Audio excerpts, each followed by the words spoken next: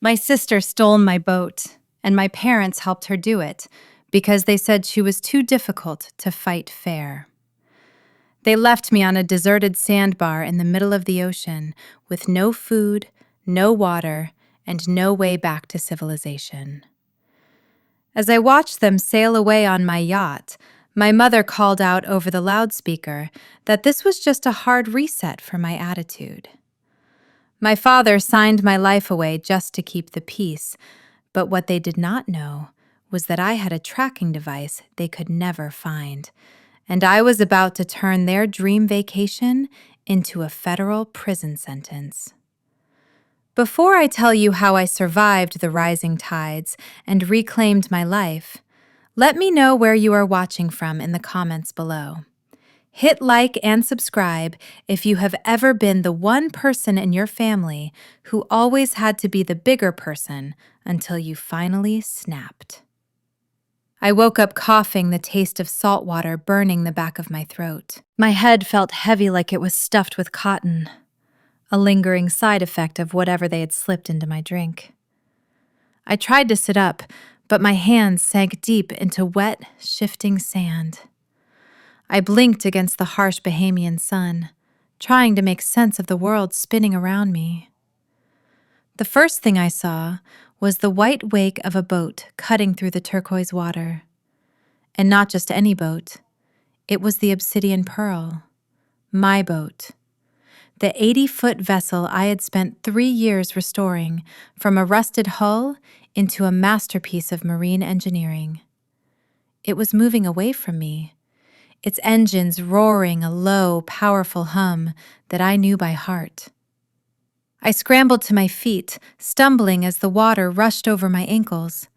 "Wait!" I screamed, my voice cracking and dry. "Come back! You cannot leave me here!" But the boat did not slow down. Instead, I saw figures on the aft deck. Even from 500 meters away, I recognized the neon pink bikini. It was my sister, Latrice. She was leaning against the railing, holding a flute of champagne, my vintage Dom Perignon that I had been saving for a special occasion. Standing next to her was her husband, Chad. I watched as he raised his hand high in the air and extended his middle finger towards me. It was a gesture of pure malice. They were not just leaving me behind. They were celebrating it. Panic began to set in, cold and sharp, cutting through the haze of the drugs. I looked down at my feet. The water was already higher than it had been when I first opened my eyes. I spun around, scanning my surroundings. This was not an island. It was a sandbar, a temporary strip of sand that only existed at low tide. I checked the horizon and the position of the sun. The tide was coming in fast. In less than 6 hours, this entire patch of sand would be under 5 feet of ocean. This was not a prank. This was not a lesson. This was an execution. I patted my pockets frantically. My phone was gone. My wallet was gone. My emergency flare gun was gone. I had nothing but the clothes on my back and the terrifying realization that my own family had decided my life was less valuable than a luxury yacht. I screamed again, a raw, guttural sound of betrayal that was swallowed instantly by the vast indifference of the ocean. My mind flashed back to 2 hours ago. It felt like a lifetime. We were anchored in a calm bay, the water glistening like glass. The mood on the boat had been strangely tense all morning. I should have known something was wrong when my mother, Patrice, offered to make me a drink. She never served anyone. She expected to be served. But she had walked over to where I was checking the navigation charts, a tall glass of fresh orange juice in her hand, and a smile that did not quite reach her eyes. "Here, Renee," she had said, her voice dripping with a sweetness that made my skin crawl. "You have been working so hard on the engines all morning. Drink this. You look exhausted." I hesitated. We had been arguing for days about Latrice wanting to borrow the boat for her influencers party. But I took the glass. I wanted to believe that this trip was what my father Vernon had promised, a chance to heal, a chance to be a family again. Dad had walked up behind me, placing a heavy hand on my shoulder. His grip was firm, almost restraining. "Listen to your mother, Renee. Take a nap. Let Chad take the wheel for a while. He needs the practice if he's going to get his license." I took a long sip of the juice. It tasted slightly bitter, but I assumed it was just the pulp. Within minutes, the world had started to tilt. My limbs felt like lead weights. The charts in front of me began to blur. I remembered stumbling, reaching out for the table to steady myself. I looked up at my mother, confused. "Mom, I feel dizzy," I had mumbled, my tongue thick and clumsy. She did not rush to help me. She did not call for help. She just stood there, watching me fall with a cold, detached expression. As darkness pulled me under, I heard Chad laughing in the background. And then the last thing I heard before the silence took over was my mother's voice, distorted by the boat loudspeaker system, as they lowered my unconscious body into the lifeboat. She had said, "Consider this a reset button, Renee. When you wake up, maybe you will learn to share." Share. They wanted me to share my life work with a sister who had never worked a day in her life.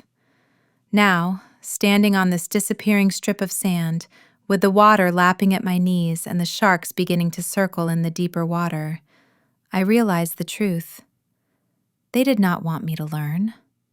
They wanted me gone. But as I reached into the hidden pocket of my cargo shorts, my fingers brushed against cold metal. They had taken my phone. They had taken my flare gun. But they had forgotten about my dive watch. The one with the emergency satellite beacon. I was not going to die here. I was going to survive. And when I got back to shore, I was going to unleash a storm that would drown them all. The ocean was not waiting for me to make peace with my fate. The water had risen past my calves and was now swirling around my knees, pulling at the fabric of my cargo shorts with a greedy, persistent force. I stood on the highest point of the sandbar, but even that was shrinking by the second. The reality of my situation crashed down on me harder than the waves. My family did not just leave me in a difficult spot. They left me in a grave that was actively being dug by the tide.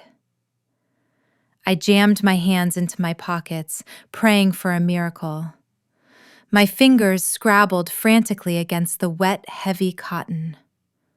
Nothing. No rectangular shape of a phone, no survival whistle. My breath hitched in my chest. They had stripped me of everything. Then my right thumb grazed something cold and hard. I pulled it out. It was my titanium folding knife. My father hated this knife. He used to tell me that ladies do not carry weapons and that I should carry lipstick instead.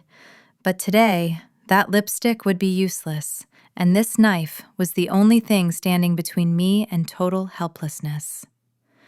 It was a tool of my trade, resistant to salt water, and sharp enough to cut through steel cable. I gripped the handle tight until my knuckles turned white. Panic began to rise in my throat like bile, but I swallowed it down. Panic is a death sentence in the open water. I closed my eyes for 3 seconds and forced my heart rate to slow. I am not just a victim. I am a marine architect. I know the physics of this ocean better than anyone in my family knows their own names. I opened my eyes and scanned the horizon with surgical precision. To the east, there was nothing but the endless, unforgiving Atlantic. If I swam that way, I would never be seen again. To the south, The current was chopping violently, creating a riptide that would drag a professional swimmer under in minutes. But to the west, about 1.5 miles away, I saw it. A dark, jagged silhouette cutting through the blinding glare of the sun. A rock formation. It was not a resort. It was not comfortable. But it was high ground. It was survival. I looked down at my feet. The water was now licking at my thighs. I did the math in my head instantly. The tide was rising at a rate of 6 inches every 20 minutes.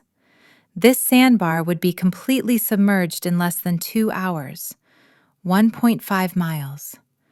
In a swimming pool that is 40 laps, a morning workout. But out here, with the current fighting me and the threat of predators beneath the surface, it was a marathon for my life. I took a deep breath, filling my lungs with the salty air. I looked one last time at the empty horizon where the obsidian pearl had disappeared. They thought I would curl up here and cry until the water took me.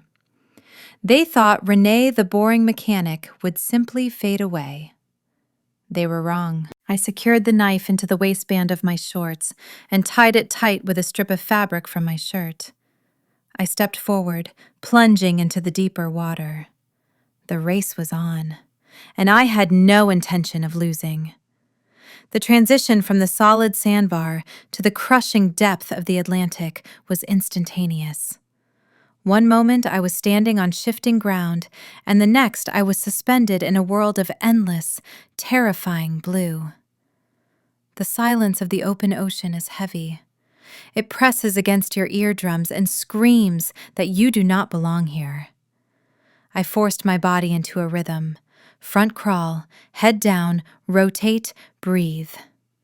Every stroke was a battle against the voice in my head that said I was going to die alone. My family was probably opening another bottle of wine right now, laughing about the difficult daughter they finally got rid of. That anger became my fuel. I kicked harder, pushing my body through the resistance of the water. Then the rhythm of the ocean changed.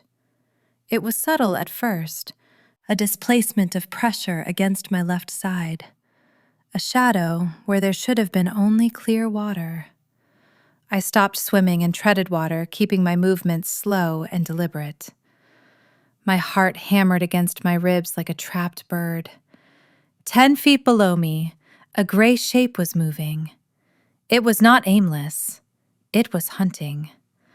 A dorsal fin sliced the surface 20 yards away. Short, broad, aggressive. Bull shark. In my line of work, recovering shipwrecks, I have learned one thing about bull sharks. They are the pit bulls of the sea. They are territorial, unpredictable, and they bite first to ask questions later. Instinct screamed at me to thrash, to swim faster, to panic. But panic is a dinner bell for predators. I forced my limbs to go still. Do not act like prey. Do not splash. I reached into my waistband and pulled out the titanium knife. The metal glinted in the filtered sunlight. It looked pathetic against a 600-pound killing machine, but it was all I had. The shadow turned upward. It was coming to investigate the intruder. I curled my body slightly, protecting my vital organs, holding the knife outward as a warning. I watched the beast rise.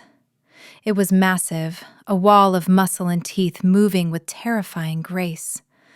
It did not attack head-on. It performed a test pass. The shark surged forward, closing the distance in a heartbeat. I braced myself. The massive gray flank brushed against my right calf. Shark skin is made of dermal denticles, which are essentially microscopic teeth. It felt like coarse sandpaper being dragged across my flesh with the force of a truck. The pain was sharp and immediate. The shark turned away, disappearing back into the deep blue gloom. But as I looked down, I saw it. A cloud of red blooming in the crystal clear water. Blood.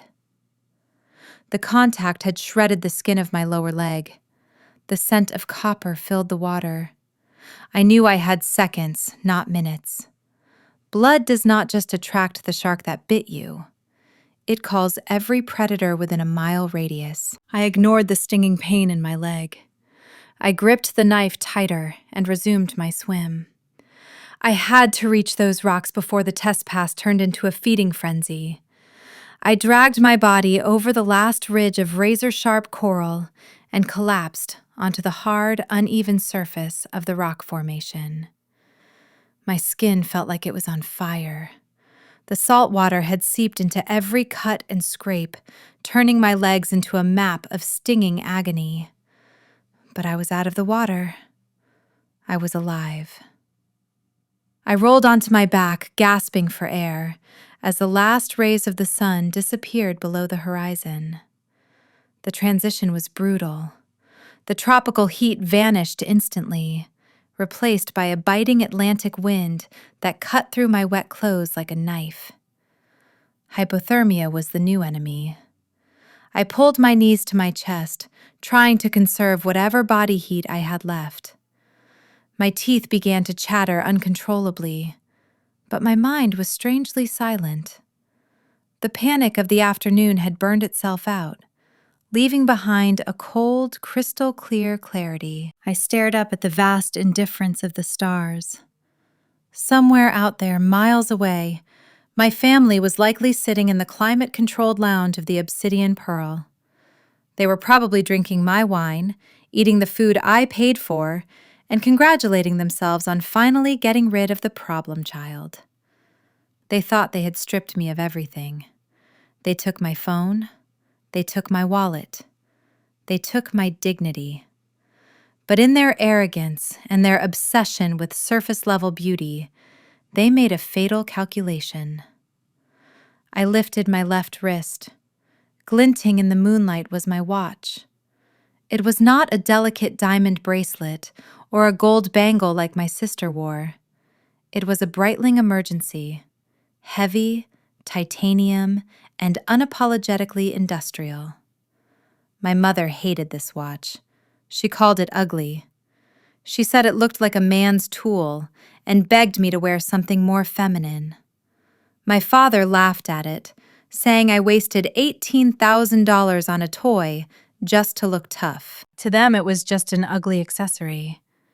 They were too ignorant to know what it actually was. This was not just a timekeeper. It was a dual-frequency distress beacon with a built-in microtransmitter. It was designed for pilots and deep-sea explorers, the ultimate insurance policy for when things go wrong in the middle of nowhere. I sat up, ignoring the pain in my muscles. With steady, shaking fingers, I gripped the large, unscrewed safety cap on the lower right side of the case. I twisted it counterclockwise. It gave way with a reassuring mechanical click. I pulled the cap free, extending the coiled wire antenna to its full length. It looked like a thin silver hair stretching toward the sky. I did not need a phone signal. I did not need Wi-Fi. By deploying this antenna, I had just turned my wrist into a broadcasting station, sending a distress signal on the 121.5 megahertz frequency directly to the Cospas Sarsat satellite network. I held my arm up, aiming the antenna at the open sky. In silence, I visualized the signal shooting up into space, bouncing off a satellite and beaming down to the Search and Rescue Command Center in Miami. My family thought they had left me in a black hole where no one could hear me scream. They forgot that I am an engineer. I do not scream. I broadcast. The signal was out. The clock was ticking. And their time was officially running out. Sector Miami Command Center was a fortress of screens and silent tension. At 0500 hours, the room was dimly lit, save for the glow of radar monitors and digital maps. Operations Specialist Miller stared at the sudden spike on his monitor. A distress signal had just pierced the static. It was not a generic boat beacon.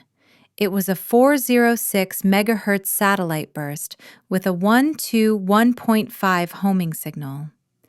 The digital signature resolved instantly on the screen. Registered to Renee Jenkins, Marine Architect, U.S. citizen. Miller hit the red alert button. "We have a confirmed distress signal in Sector 4. Scramble the bird!" Miles away, I lay shivering on the jagged rock. The sun was just beginning to bleed over the horizon, painting the sky in violent shades of orange and purple. My consciousness was fading. The cold had seeped into my marrow, and my leg was throbbing with a dull, sickening heat from the shark burn. I closed my eyes, accepting that I might not wake up. Then I felt it, a vibration in the rock beneath me. It started as a low hum and grew into a rhythmic thumping that vibrated in my chest before I even saw the source.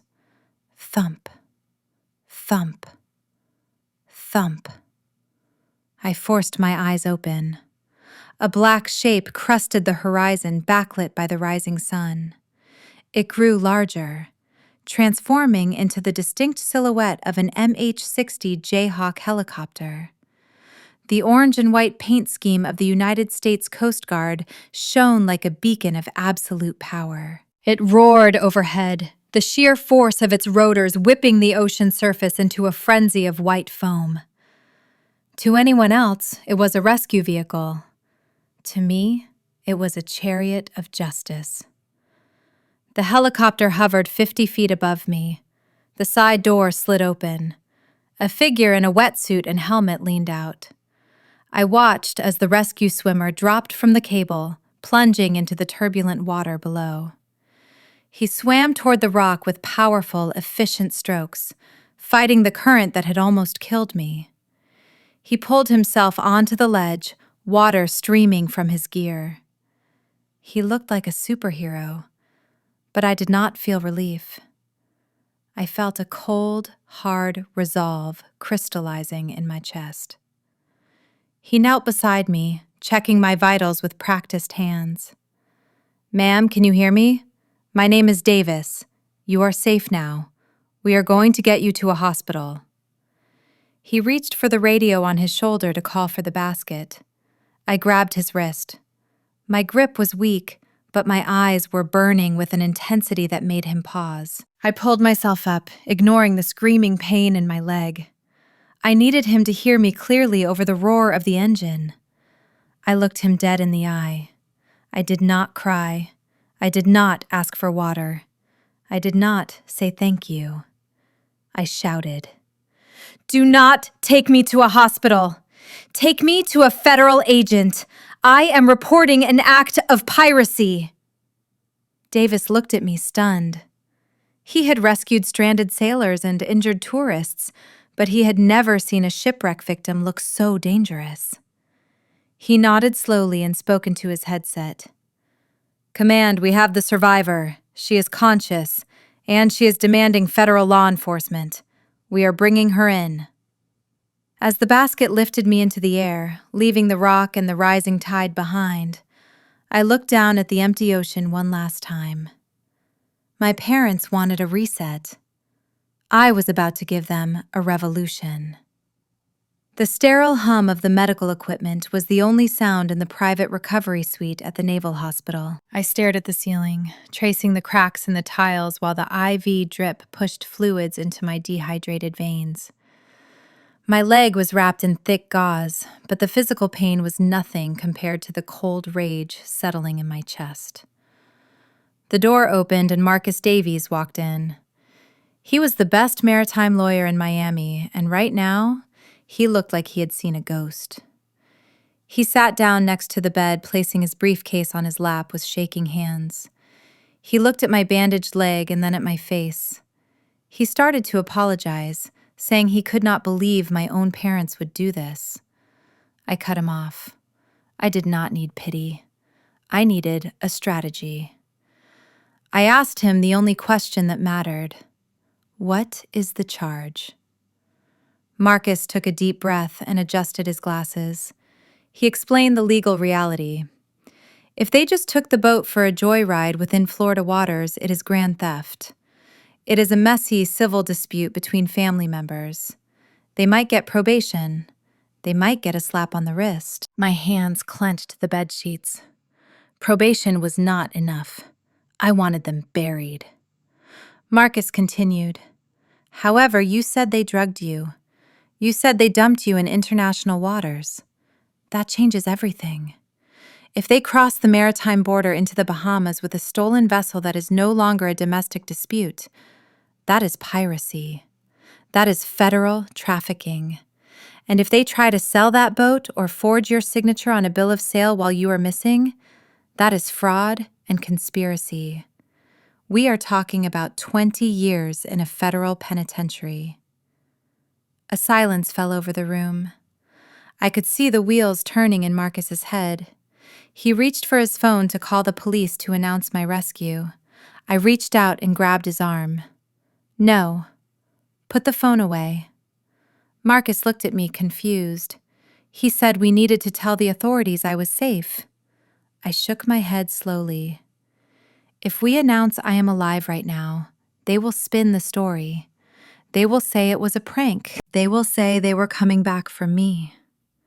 They will hire a lawyer and plead it down to a misunderstanding. I cannot let that happen. I need them to feel safe. I need them to think they got away with it. I need them to sail that boat into a foreign port and sign their names on a fraudulent contract. I looked Marcus dead in the eye. I am dead. As far as the world is concerned, Renee Jenkins drowned at sea. Do not release a statement. Do not call my parents. Let them enjoy their victory lap. Let them dig their own grave so deep that they can never climb out. Marcus hesitated for a moment, then slowly nodded. He closed his briefcase. The trap was set. Now, I just had to wait for them to walk into it. 2 days before I woke up on that sandbar, I was sitting in the private room of the most expensive steakhouse in Miami. The air in the room was so thick with tension, it felt suffocating. My dinner of filet mignon sat untouched on the white tablecloth. Across from me, my sister Latrice was putting on the performance of a lifetime. Her mascara was running down her cheeks in perfect rivers of tragedy as she clutched a glass of wine with trembling hands. Beside her sat Chad, her husband. He was staring down into his scotch glass, refusing to make eye contact with anyone. He looked pale, sweating through his designer suit like a man who knew his time was up. Latrice took a shaky breath and dropped the bomb. She told us that Chad had made a mistake. She called it a bad investment in an overseas real estate venture that went south. She said the partners were dangerous men who did not care about contracts or extensions. They wanted their money back by the end of the week, or there would be severe physical consequences. The number she whispered was $500,000. I sat back in my chair, crossing my arms. I knew Chad better than my parents did. There were no overseas real estate partners. There was only a high-stakes poker room in Atlantic City and a loan shark who did not have a real estate license. Chad was a gambler, not an investor. But I watched my mother Patrice gasp and cover her mouth in horror. I watched my father Vernon shake his head with grave concern, immediately calculating how to save the family reputation. They swallowed the lie whole, because Chad was the white son-in-law they adored, the trophy they thought validated our social standing. Then Latrice turned her tear-filled eyes toward me. The pivot came faster than I expected. She reached across the table and grabbed my hand, her grip surprisingly strong. She said there was a solution. She said I had an asset that was just sitting in the marina collecting dust. She was talking about the obsidian pearl. She said that if I sold the yacht immediately to a private buyer Chad knew, we could get cash fast. She said the money would pay off the debt and leave them enough to start over. She called it a loan between sisters. I felt a cold fire ignite in my chest. The Obsidian Pearl was not just a boat. It was my masterpiece. I had spent 3 years restoring it from a rusted hull to a multi-million-dollar vessel. It was my business. It was my pride. And they wanted me to liquidate it to cover a gambling debt. I pulled my hand away from hers, slowly and deliberately. I did not raise my voice. I did not scream. I spoke with the calm, absolute authority of the only person at that table who actually earned her own money. I told her no. I told her that the Obsidian Pearl was not a piggy bank for her husband's reckless habits. I looked directly at Chad, who flinched when I said his name. I told them clearly, that is your husband's debt, not mine. If he wants to play with sharks, he needs to learn how to swim without using my life raft. The silence that followed my refusal was deafening. And in that silence, I saw the look in my mother's eyes shift from worry to a cold, calculating anger. The silence at the table was shattered by the sound of a heavy fist slamming against the mahogany surface. My father, Vernon, did not just hit the table. He tried to break it. The silverware rattled, and the other diners in the restaurant turned their heads in alarm. But Vernon did not care about public scenes, not when his authority was being challenged by the daughter he considered invisible. His face turned a dangerous shade of purple. He leaned in close, his voice a low growl that vibrated with years of accumulated disappointment. You are selfish, Renee. You have always been selfish. You sit there with your fancy job and your empty apartment, hoarding resources like a miser. What do you need that boat for anyway? It is just a pile of scrap metal you dragged up from the ocean floor. I felt a muscle in my jaw twitch. Scrap metal. That is what he called the Obsidian Pearl. He saw a rusted hull. He did not see the $200,000 I spent on Burmese teak decking. He did not see the twin Caterpillar engines I rebuilt by hand. He did not see the satellite navigation system that was worth more than his entire house. To him, my work was just dirty mechanic work. It was not real success because it did not come with a husband and a baby carriage. Vernon pointed a shaking finger at Latrice, who was now dabbing her dry eyes with a linen napkin. Look at your sister, he hissed. She has a husband. She is trying to build a family. She has a future. What do you have, Renee? You have no husband. You have no children. You have nothing but oil stains on your hands and a big, empty boat. Latrice needs this chance. She needs to secure her future. And you are going to deny her that because of some petty jealousy? The words hung in the air like toxic smoke. It was the same narrative I had heard since I was 12. Latrice was the princess who needed protection. I was the mule who existed to pull the carriage. I slowly placed my napkin on the table next to my untouched steak. I did not look at my father. I looked at the check that the waiter had quietly placed near my elbow earlier in the evening. In the past, I would have picked it up. I would have paid for the privilege of being insulted, just to keep the peace. But tonight, something inside me finally broke. I stood up. I smoothed the front of my dress with deliberate precision. I am not jealous, Dad, I said, my voice steady and cold. I am exhausted, and I am done paying for people who hate me. I grabbed my purse and turned my heel.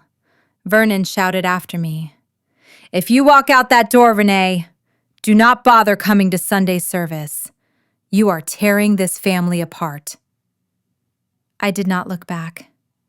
I walked through the crowded dining room, head held high, ignoring the whispers of the other patrons. As I stepped out into the humid Miami night, I felt a strange sense of lightness. I thought I had just ended a family dinner. I did not know I had just started a war. The sun had barely risen when my phone began to buzz on the nightstand. It was 6 a.m. I stared at the screen, seeing my mother name flashing urgently. A cold knot formed in my stomach. My mother never called this early, unless it was a catastrophe. I swiped answer, bracing myself for another lecture about my selfishness. But instead of anger, I heard sobbing. Deep, hysterical sobbing that sounded terrifyingly real. "Renee, you have to come. It is your father. He collapsed." I sat up in bed, my heart hammering against my ribs.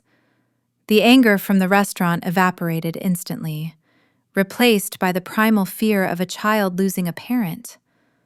I asked her what happened. Her voice was trembling as she explained. She said that after I stormed out of dinner, Vernon had been so distraught that his chest seized up. She said the ambulance came. She said the doctors were calling it a severe angina attack brought on by acute stress. The implication was clear, even though she did not say the words.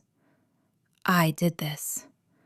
My refusal to sell the boat had almost killed him. She put my father on the phone. His voice sounded weak, raspy, and stripped of all its usual dominance. It was a sound I had never heard before. He told me he was scared. He told me that lying in that hospital bed made him realize that money did not matter. He said he did not want to die with his family at war. "Renee, please," he whispered into the phone. "I just want one weekend. One weekend for us to be a family again. No talk of debts, no talk of selling the boat. Just take us to the Bahamas. Let me see the ocean with my girls one last time before I go." I closed my eyes. My logical brain was screaming that this was convenient timing, but my heart was breaking. I was the tough, independent daughter, but underneath that armor, I was still desperate for my father's approval. I wanted to believe him. I wanted to believe that a brush with death had changed him. I let out a long breath, effectively signing my own death warrant. I told him yes. I told him to rest and that I would prep the obsidian pearl for a trip this weekend. "Thank you, baby girl," he said, and I could hear the smile in his voice. I hung up the phone, feeling a mix of relief and dread. I thought I was being a good daughter, granting a dying man his wish. I did not know that the heart attack was staged. I did not know that while I was packing my bags, my brother-in-law was buying illegal sedatives. I was walking straight into a trap set by the people who were supposed to love me the most. The morning of our departure, the marina was buzzing with activity, but the atmosphere on the dock next to the Obsidian Pearl felt strangely heavy. I was on the aft deck, checking the fuel levels and running the final diagnostics on the twin engines, when a white rental van pulled up to the slip. Chad jumped out of the driver's seat. He looked frantic. He was sweating through his polo shirt even though it was only 8 a.m. and the ocean breeze was cool. He ran around to the back of the van and threw the doors open. I expected to see a couple of duffel bags. We were only supposed to be going to the Bahamas for a 3-day weekend. A few swimsuits, a change of clothes, and maybe a toiletry bag. That is all anyone needed. But what Chad began to unload made me stop what I was doing and walk down the gangway. He dragged out 4 massive hard-shell suitcases, the kind of luggage you take when you are moving to another continent, not going on a weekend boat ride. They were enormous, bulging at the seams, and looked heavy enough to contain bricks. He was struggling to lift them onto the dock, his face turning red with exertion. I walked up to him, wiping the grease from my hands onto a rag. "Chad, what is all this? We are gone for 72 hours. You packed enough for a year." Chad froze. He looked at me with wide, darting eyes like a deer caught in headlights. He quickly stepped in front of the bags as if trying to shield them from my view. "It is fishing gear, Renee," he snapped, his voice pitch higher than usual. "High-end deep-sea equipment. It is fragile and it takes up a lot of space. Do not touch it." I frowned. I know what fishing gear looks like. Rods go in tubes, reels go in cases, tackle goes in boxes. You do not put a deep-sea rod inside a Samsonite suitcase. I reached out to grab the handle of the nearest bag just to help him load it. "Let me help you with that," I said. He slapped my hand away. It was a sharp, aggressive motion that shocked me. "Do not touch my stuff, Renee," I said. "It is fragile. I will load it myself." Just then, my father, Vernon, walked up the dock slowly, clutching his chest in a performance of frailty that I now know was an Oscar-worthy act. "Renee, leave the boy alone," Vernon wheezed. "He wants to catch a marlin for me. Let him bring his gear. Stop interrogating everyone and get the boat started. My heart needs the sea air." I backed off, holding up my hands in surrender. I watched Chad drag those heavy cases up the ramp, the wheels groaning under the weight. I told myself I was being paranoid. I told myself to stop ruining the trip. If I had just unzipped one of those bags right there on the dock, I would have seen the truth. There were no fishing reels inside. Those cases were packed with their birth certificates, their social security cards, their winter coats, and every piece of jewelry they owned. They were not packing for a vacation. They were packing for a permanent relocation to South America. They brought everything they owned because they knew they were never coming back to Miami. And they knew I was never coming back at all. The morphine drip was doing its best to dull the throbbing in my leg, but nothing could dull the sharp focus of my mind.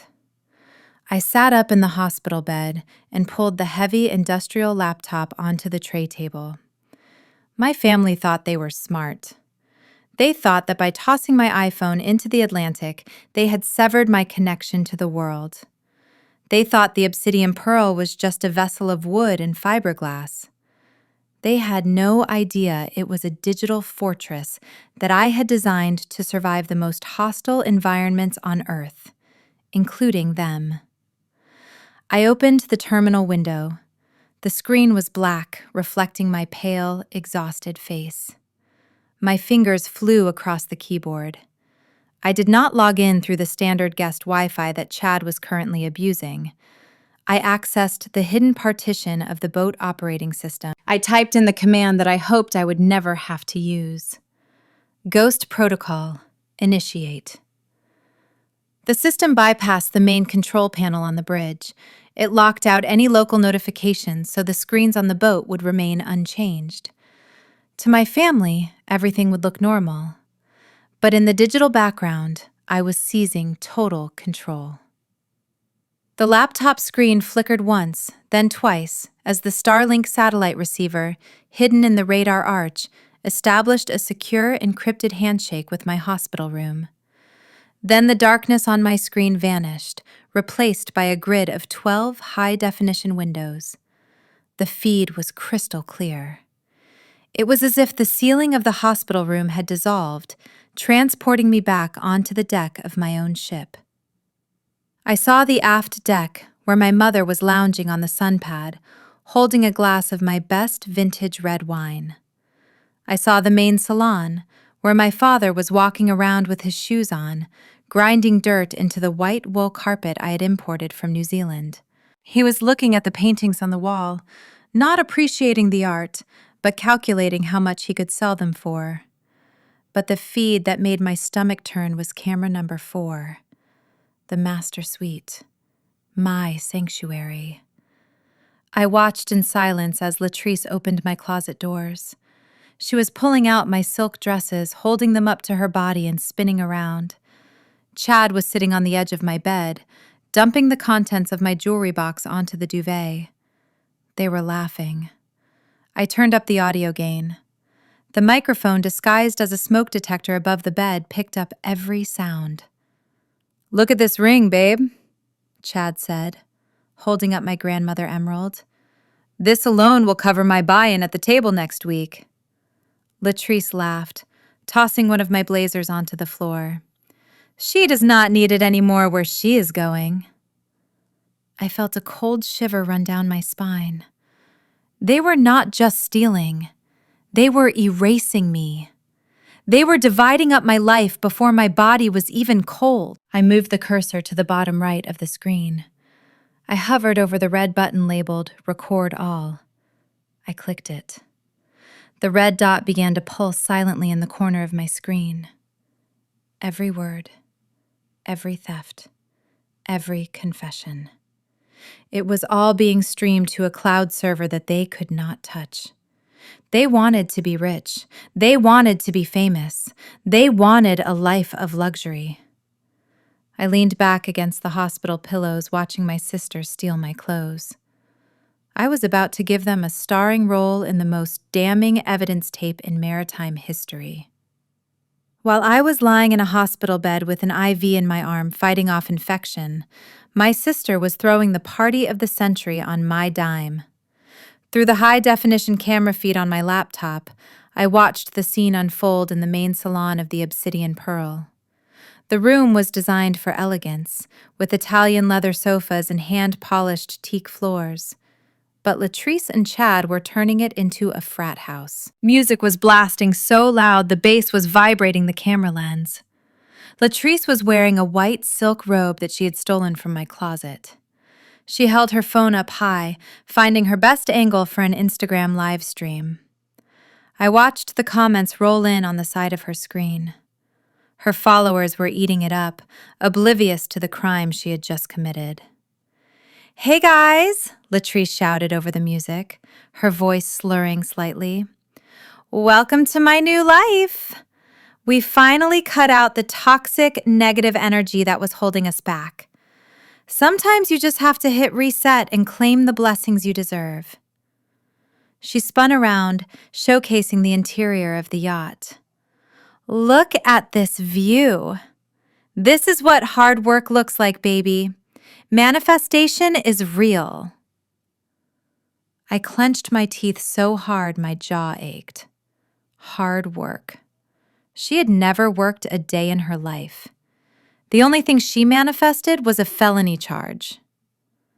Chad walked into the frame, shirtless, holding a bottle of wine.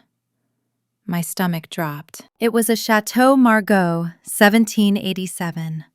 A bottle I had bought at an auction for $5,000, intending to save it for my wedding day or a major career milestone. He was not even using a glass. He was swigging it straight from the bottle like it was cheap beer. "Pop that bottle, baby," Latrice cheered. "To us, to the new captains of the Obsidian Pearl."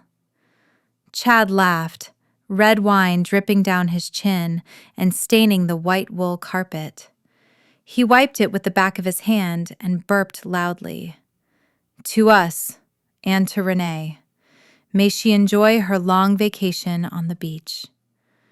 They clinked the bottle against the phone screen, laughing hysterically. They were treating my life work like a playground. They were drinking my future and spilling it on the floor. But what they did not know was that the wine they were guzzling was the least expensive thing they were going to pay for. Every drop they spilled was being recorded. Every lie they told to their followers was evidence. They were toasting to their new life, but they were actually celebrating their own funeral. And I was the one writing the eulogy. The Atlantic Ocean does not care about your ego. It does not care if you are wearing a designer suit or if you think you are a big shot because you stole a yacht. It only respects competence. And as I watched the live feed from my hospital bed, I saw exactly what happens when arrogance meets physics. The sea state was building. 3 to 4 foot swells were rolling in from the east. For the Obsidian Pearl, this should have been nothing. I had installed a state-of-the-art Seakeeper gyroscopic stabilization system deep in the hull. It spins a heavy flywheel in a vacuum to counter the roll of the waves, keeping the deck perfectly flat, even in rough water. But there was a catch. You have to actually turn it on. I looked at the telemetry data on the left side of my laptop screen. The stabilizer status light was blinking a furious red.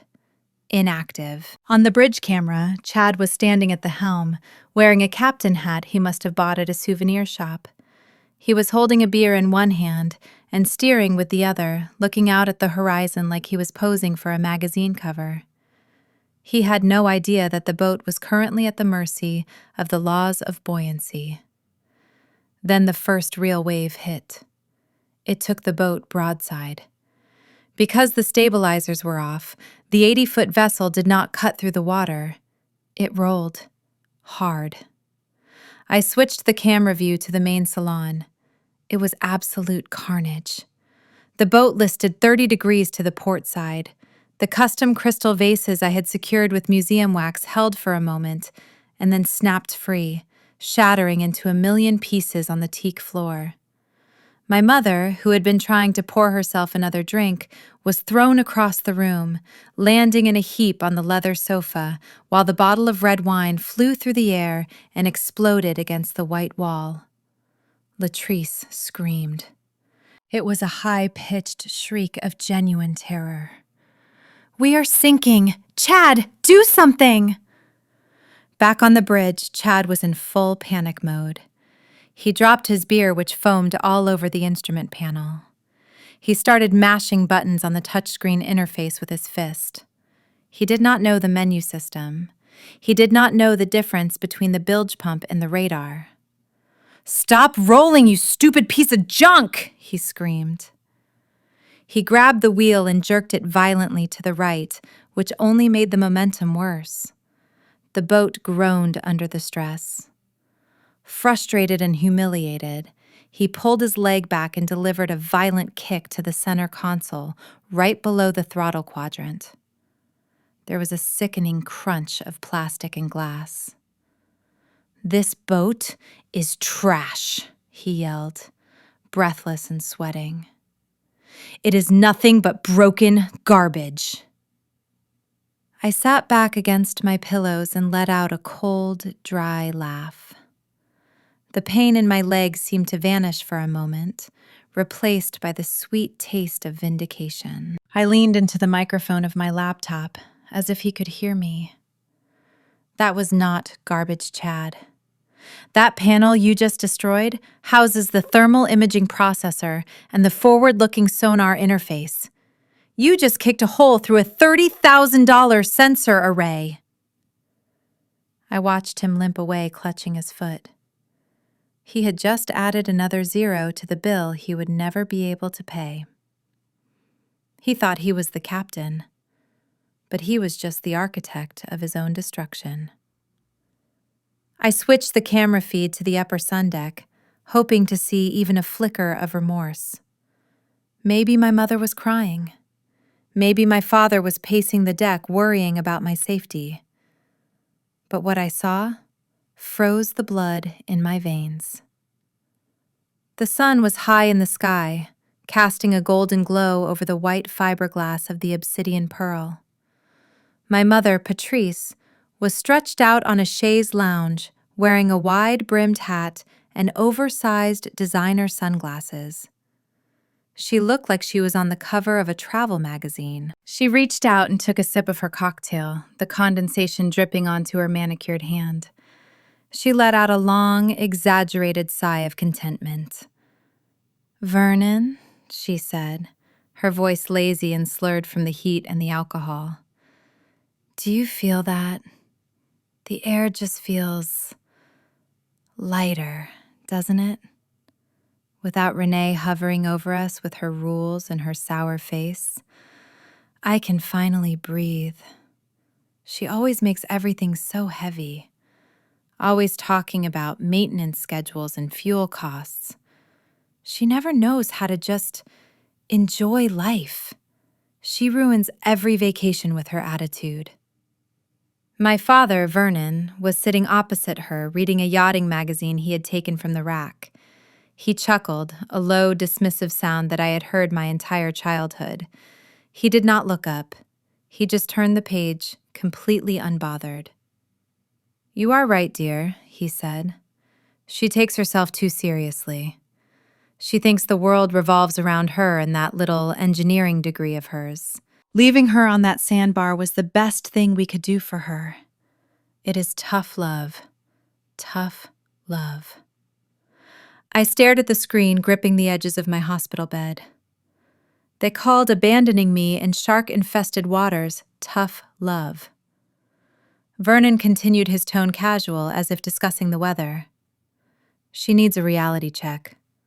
Let her sit there for a couple of days. Let her get hungry. Let her get thirsty. Let the sun blister her skin a little. When we go back to pick her up on Sunday, she will be humble. She will be grateful just to see us. She will realize that family is the most important thing, and she will sign those transfer papers without a peep. She just needs to be broken a little bit to fit back into the family." My mother laughed, a cruel tinkling sound. "You are such a good father, Vernon. You always know what is best for her, even when she fights it. I hope she is thinking about her selfishness right now." I felt a tear slide down my cheek, but it was not from sadness. It was from pure, unadulterated rage. They did not think they were criminals. They thought they were righteous. They truly believed that my life, my safety, and my dignity were things they could trade for a quiet afternoon. They were not worried that the tide might drown me. They were just happy I was silent. They were relieved I was gone. And in that moment, I realized that the parents I had been trying to impress my whole life did not exist. These people were strangers, and strangers do not get mercy. The sun was beginning to set, casting long shadows across the bridge of the Obsidian Pearl. Down on the main deck, the music was still thumping, but Chad had slipped away to the upper helm station seeking privacy. He thought he was alone. He locked the glass door behind him and pulled a burner phone from his pocket. He did not know that the high-definition camera hidden in the smoke detector above his head was zooming in on the screen of his phone, capturing every digit he dialed. I watched from my hospital bed as the connection was made. The audio feed was crystal clear, filtering out the wind and the engine noise. Chad was pacing back and forth, wiping sweat from his forehead with the sleeve of his expensive linen shirt. He looked like a man who was trying to play gangster, but was terrified of the game. He spoke into the phone, his voice dropping to a harsh whisper. "Yo, it is me. I have the package. It is pristine, just like I told you. 80 feet, custom refit, Caterpillar engines. It is sitting in the water, ready to go." I could hear the voice on the other end of the line. It was a scratchy, deep baritone belonging to a man named Rico, a known fence in the Miami underworld whom the FBI had been trying to nail for years. Rico asked the only question that mattered. "What about the paperwork? Is it clean?" Chad hesitated. He looked out at the ocean, biting his lip. "The paperwork is being handled. The owner is out of the picture. Permanently. She is not coming back. I am working on the bill of sale right now. It will look legitimate, but I need to move this thing fast. I cannot sit on it." Rico laughed a dry, cynical sound. A hot boat with no title. That is risky, my friend. I cannot give you market value. Chad sounded desperate. I do not need market value. It is worth 4.5. I will give it to you for 2. 2 million. Cash. Tonight. Unmarked bills. My fingers flew across my laptop keyboard. I highlighted that section of the audio file. Out of the picture. Permanently. He had just confirmed on tape that he believed I was dead and that he was actively conspiring to sell stolen property. That was conspiracy to commit wire fraud and trafficking in stolen goods. Rico paused on the other end. Bring it to the private dock at Star Island at midnight. If I see a single cop, I sink the boat and you with it. Do you understand? Chad pumped his fist in the air as if he had just won the lottery. Understood. Midnight. I will be there. He hung up the phone and let out a sigh of relief, oblivious to the red recording light blinking on my screen miles away. He thought he was about to become a millionaire. He did not realize he had just scheduled a meeting with federal agents. I saved the file and forwarded it directly to the special agent in charge. The trap was set for midnight. Under the cover of darkness, while Chad was busy making illegal deals on the phone, my sister Latrice piloted the small motorized dinghy back to the mainland. She docked at the private pier of my waterfront estate, not as a guest, but as a thief. I watched the security feed from my hospital bed as she stepped onto my lawn. She did not look fearful. She looked entitled. She marched up to the back of the house where the large French glass doors looked out over the pool. She did not even try to pick the lock or find the spare key I kept under the planter. She simply picked up a heavy, decorative garden stone and smashed the glass. The sound of shattering crystal echoed through the empty house, but Latrice did not flinch. She stepped through the broken frame, her shoes crunching on the shards of glass that littered my living room floor. She knew exactly where to go. She ran straight to my home office, pushing aside my drafting table and tearing the painting off the wall. Behind it was my wall safe. She typed in the code, 1960, our parents' wedding year. She smirked as the light turned green and the heavy steel door swung open. But her smile vanished instantly. The safe was empty. I had moved the boat title, the property deeds, and the emergency cash to a secure bank vault 3 months ago. Latrice screamed in frustration. She swept my expensive architectural models off the desk, sending them crashing to the floor in a tantrum of pure rage. She needed those papers to sell the boat, but she was empty-handed. Then her eyes drifted down the hallway toward the master bedroom. Her expression changed from anger to greed. If she could not steal my business, she would steal my lifestyle. She kicked open the door to my walk-in closet. This was my sanctuary. It was climate-controlled and lined with cedar shelves holding the rewards of my hard work. Latrice gasped. She grabbed my limited edition Hermes Birkin bag, the one made of Himalayan crocodile skin that cost more than her husband made in 2 years. She threw it over her shoulder. Then she started grabbing everything that glittered. My diamond tennis bracelet, my sapphire earrings, the vintage Cartier watch I bought when I landed my first government contract. She stuffed them all into the bag with a manic energy. She paused in front of the full-length mirror, holding my bag and wearing my jewelry. She preened, posing as if she were walking a red carpet. She muttered to herself that I owed her this. She said that I had too much and she had too little. She did not see a crime. She saw a correction. She hauled the loot back to the dinghy, leaving my home in shambles. She thought she had scored a jackpot. She did not know that the motion sensors in the closet had already logged the time of entry, and that the camera in the hallway had captured her face in perfect 4K resolution. She was adding burglary and grand larceny to her growing list of crimes. Back on the Obsidian Pearl, the atmosphere had shifted from party mode to desperate criminal enterprise. Since Latrice had failed to find the original title in my safe, Chad had to improvise. I watched on the monitor as he turned the dining table of the main salon into a forgery station. He had spread out a blank bill of sale form that he had downloaded from the internet. Next to it was an old birthday card I had given them 3 years ago. It was the only sample of my signature they had.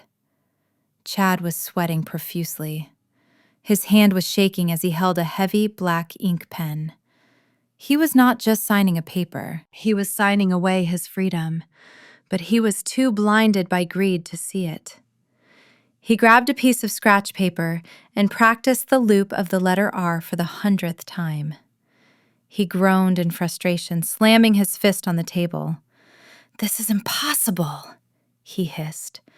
"Her signature is too precise. If the bank looks closely at this, we are done." Latrice walked over to him and placed her hands on his tense shoulders. She was wearing my silk robe and smelling like my perfume. She leaned down and whispered into his ear, not words of caution, but poison. "Baby, look at me. You can do this. You are not forging a signature. You are signing for our future. Think about the penthouse in Brickell. Think about the Ferrari. Think about walking into that country club and telling everyone you are retired. That money is ours. Renee is gone. She does not need it. You are just correcting a mistake." Her words seemed to sedate his anxiety. He took a deep breath. He wiped his sweaty palms on his pants. He looked at the blank bill of sale with a renewed sense of purpose. He gripped the pen tighter. I watched closely as he put the tip to the paper. He was right-handed. I am left-handed. He was pressing down hard, trying to mimic the flow of my script, but he did not know that forensic handwriting analysis would later detect the difference in pressure points and stroke direction. He was creating evidence that would destroy him. He moved the pen slowly, tracing the curves of my name. Renee Jenkins. When he finished the final S, he lifted the pen with a flourish. He held the document up to the light, inspecting his handiwork. A slow, arrogant smile spread across his face. He looked at Latrice and grinned. "It is perfect. It looks exactly like hers. Maybe even better." Latrice shrieked with delight and clapped her hands. She grabbed the paper and kissed it, leaving a smudge of red lipstick near the dateline. "We did it!" she squealed. "We are technically millionaires right now. Tomorrow morning we hand this to Rico and we never look back." They hugged each other, jumping up and down in the middle of the salon, like children who had just gotten away with stealing a cookie. But they had not stolen a cookie. They had committed felony forgery and wire fraud. And from my hospital bed, I saved the video clip and named the file The Confession. They thought they were signing a check. They had actually just signed their own arrest warrants. The hospital room was cold and sterile, a sharp contrast to the humid heat of the Caribbean night.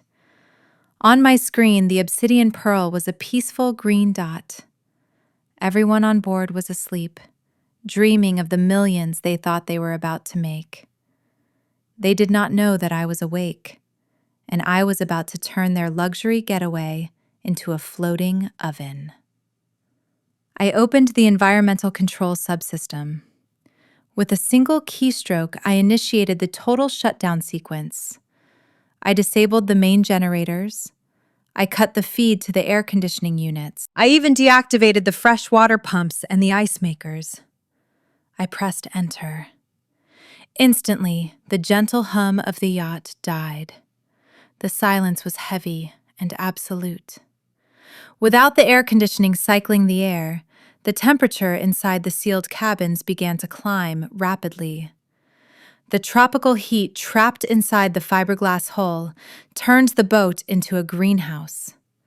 Within an hour, the ambient temperature inside the master suite rose to over 100 degrees Fahrenheit. I watched on the night vision camera as Latrice woke up first. She was gasping for air, clawing at her silk sheets, which were now soaked in sweat. Her expensive makeup was melting off her face, running in dark streaks down her neck. She screamed for Chad, but her voice was hoarse from the sudden dehydration. Chad stumbled into the hallway wearing nothing but boxer shorts, dripping with perspiration. He was disoriented and angry. He banged his fist on the wall control panels, but the screens were dead black. "The stupid boat!" he yelled, his voice cracking. "Why is everything broken?" In the galley, the massive Sub-Zero refrigerator had shut down hours ago. The vintage cheeses, the fresh seafood, and the expensive Wagyu beef I had stocked were beginning to sweat and spoil in the heat. The smell of rotting luxury began to permeate the lower decks, mixing with the smell of stagnant air and body odor. My mother, Patrice, emerged from her room looking like a melted wax figure. Her hair was matted to her skull. She was fanning herself frantically with a magazine. "Fix it, Chad!" she screeched. "I cannot breathe in here! I am dying! Do something, you useless man!" Chad spun around, his eyes wild. "Do not call me useless! This is Renee's fault. She bought a lemon. This whole boat is a death trap." Latrice started crying, but she had no tears left, just dry, heaving sobs. "It is so hot. My skin is burning. I need water." But when she turned the tap in the bathroom, nothing came out. I had disabled the pumps. They were floating on an ocean of water, with nothing to drink, trapped in a dark, sweltering metal box. They started screaming at each other, their voices echoing in the suffocating hallway. Chad blamed the wiring. Latrice blamed Chad. My mother blamed the world. I watched from my cool, air-conditioned hospital room and took a sip of ice water. Let them sweat. Let them feel a fraction of the suffering they forced onto me. 3 a.m. is the hour of the wolf. It is the time when the veil between sanity and madness is at its thinnest. On the obsidian pearl, floating in the middle of the pitch-black Atlantic, the silence should have been peaceful. But inside the stifling heat of the master suite, my mother Patrice was already on the edge. The air conditioning had been off for hours, turning the luxury cabin into a suffocating box of stagnant air. She was tossing and turning, tangling herself in the sweat-soaked Egyptian cotton sheets, unable to find a cool spot on the mattress. I sat in my hospital room, illuminated only by the blue glow of my laptop screen. I pulled up the Crestron home automation interface. This system cost me $50,000 to install. It allowed for individual audio control in every single zone of the yacht. My parents always complained that the system was too complicated. They said they just wanted a knob to turn up the radio.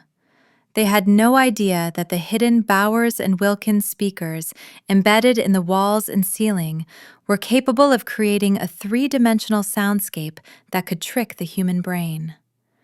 I did not want to wake them with loud music. That is amateur. I wanted to haunt them. I selected the master bedroom zone. I set the volume to 15%, just loud enough to be heard over the creaking of the ship, but quiet enough to make you doubt your own ears. I opened my sound library and selected a file I had created for an immersive art installation years ago. It was called The Drowning. It started as a low-frequency hum, a vibration that you feel in your teeth before you hear it with your ears.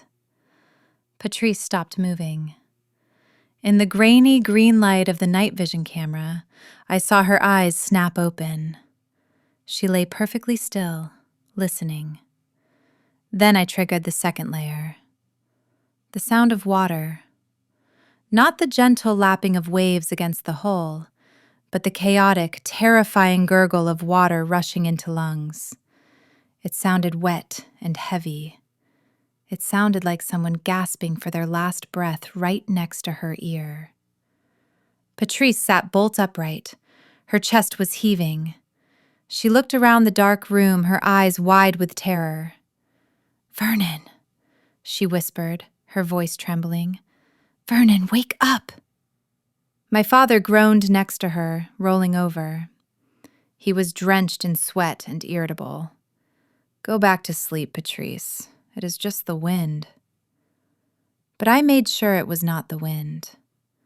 I used the directional audio feature to shift the sound. I made the whispering move from the foot of the bed to the ceiling directly above her head.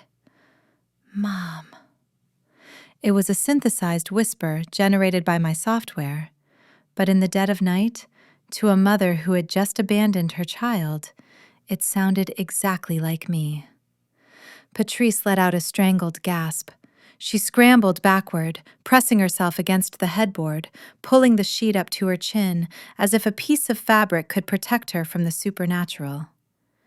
"Did you hear that?" she hissed, digging her manicured nails into Vernon's arm. "She is here. Renee is here. She is back."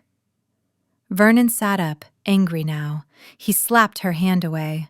"Stop it, Patrice. Renee is on an island 50 miles away. You are hallucinating because of the heat. Lay down and shut up." He flopped back onto the pillow, turning his back to her. But Patrice could not lay down. I turned up the volume just slightly. The sound of fingernails scratching against fiberglass filled the room. Scrape, scrape, scrape. It sounded like someone was trying to claw their way in from the outside. I watched her unravel. This was a woman who prided herself on control, on appearances, on being the matriarch, but now stripped of her comfort, sweating in the dark and haunted by the ghost of her own cruelty, she looked small. She looked pathetic. She started to whimper, covering her ears with her hands, rocking back and forth.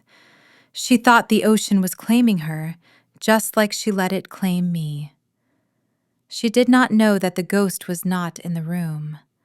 The ghost was sitting 5 miles away, holding a laptop and sipping ice water. Sleep tight, Mother. The nightmare is just beginning. The man who stepped onto the aft deck of the Obsidian Pearl did not look like a yacht buyer. He looked like a shark in human skin. His name was Rico, and in the underworld of Miami maritime trafficking, he was a legend. He did not wear a suit. He wore a faded linen shirt and cargo pants, but the way he moved spoke of violence and control. Chad stood nervously by the sliding glass doors, wiping his sweaty palms on his shorts. He tried to puff out his chest to look like the owner of the vessel, but next to Rico, he looked like a terrified child playing dress-up. I watched the encounter through the hidden camera in the salon. Rico did not ask for a tour. He did not care about the teak flooring or the crystal chandeliers. He walked straight to the bridge console. He pulled a small black device from his pocket. It was a radio frequency detector. He swept it over the instrument panel. The device instantly lit up with a furious red blinking light and emitted a high-pitched whine. Rico laughed. It was a dry, scratching sound, like sandpaper on concrete. He turned to Chad with eyes that were completely dead. "You lied to me, amigo. You said this boat was clean. This thing is screaming its location to the sky. It has an active satellite uplink hidden somewhere in the hull." Chad turned pale. He stammered, trying to explain. "No, that is impossible. I turned everything off. I cut the power." Rico grabbed Chad by the collar of his shirt and slammed him against the navigation desk. "You cut the main power. You did not cut the backup battery. This boat is hot. It is radioactive. If I take this off the dock, the Coast Guard will be on me in 10 minutes. I have to spend 20 grand just to jam the signal and another 50 to strip the trackers. Chad was trembling now. His dream of a $2 million payday was evaporating before his eyes. Look, I will lower the price. $1.5 million. Just take it. Rico released him and smoothed out his shirt with a mock tenderness that was more terrifying than the violence. 1.5 is for a ghost boat, a boat that disappears without a trace. This boat is a liability. I am taking a huge risk just standing here. The price is not $2 million. It is not $1 million. Rico held up 5 fingers. 500,000. Cash. Take it, or I walk away and make an anonymous call to the feds about where you are parked. I saw Chad's knees buckle. $500,000. That would barely cover his gambling debts to the mob. There would be nothing left for the penthouse in Brazil, nothing left for the Ferrari. He would be on the run, broke and desperate. But he looked at the gun tucked into Rico's waistband. He looked at the vast, dark ocean. He realized he had no leverage. He was trapped in a cage of his own making. Fine, Chad whispered, his voice breaking. 500,000. But I need it tonight. Rico shook his head. Number 1, I need to assemble a crew to jam this signal. We do the exchange tomorrow night, right here. But I do not want it to look like a drug deal. I want cover. You said you were having a party, right? Chad nodded, confused. Yes, Latrice posted about a charity gala. Perfect. Rico smiled, showing a gold tooth. Keep the party. Loud music, lots of people, champagne flowing. It distracts the harbor patrol. While your guests are dancing, my men will board from the seaside. We slip you the duffel bag of cash, we disable the tracker, and we take the boat. By the time your guests realize the captain is gone, we will be in international waters. Chad agreed, desperate to salvage whatever he could. He did not know that he had just agreed to the perfect stage for his own destruction. Tomorrow night at 8 o'clock, the guests would arrive. Rico would arrive. And thanks to the recording, I just saved the FBI would arrive too. The party was going to be unforgettable. The modern criminal does not wear a ski mask or hide in the shadows. She wears a designer dress and hides behind a filter on social media. I watched from my hospital bed as my sister Latrice orchestrated the final act of her own destruction with the swipe of a finger. The glow of the laptop screen illuminated my face as I refreshed her Facebook page. She had just posted a new event. The graphic was professionally designed, likely using a template she stole from my computer. It featured a photo of the obsidian pearl glistening in the sunset, with bold gold letters overlaid across the hull. The event was titled the Ocean Preservation Gala, hosted by the Jenkins family. I almost choked on my water. The irony was so thick it was suffocating. The woman who had just dumped her own sister into the ocean to die was now hosting a party to save it. The caption underneath the photo was a masterclass in narcissism. It read, "Join us for an exclusive evening of elegance and philanthropy on our private yacht. We are raising awareness for marine life and celebrating new beginnings. VIP entry only." I scrolled through the guest list. It was not just a party. It was a mobilization of Miami high society. She had invited the city council members. She had invited the local influencers she was desperate to be friends with. She had even invited the chief of police. She thought she was building a cover story. Rico the smuggler had told them to create a distraction. He wanted noise. He wanted crowds. He wanted a reason for a massive yacht to be active at night so the harbor patrol would not look twice when his men boarded. Latrice took that instruction and turned it into a coronation. She was using this fake charity event to launder her reputation before she took the money and ran. On the camera feed inside the salon, I watched her pacing back and forth, phone pressed to her ear. She was calling catering companies. She was ordering 5 cases of champagne. She was demanding ice sculptures. Chad was sitting on the sofa, looking pale and nauseous. He held his head in his hands. "Latrice, stop!" he moaned. "We cannot afford this. We do not have money for caterers.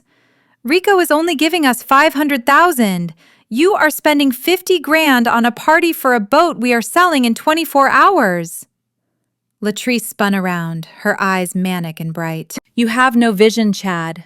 We put it on Renee credit cards. By the time the bill comes due, we will be in Brazil.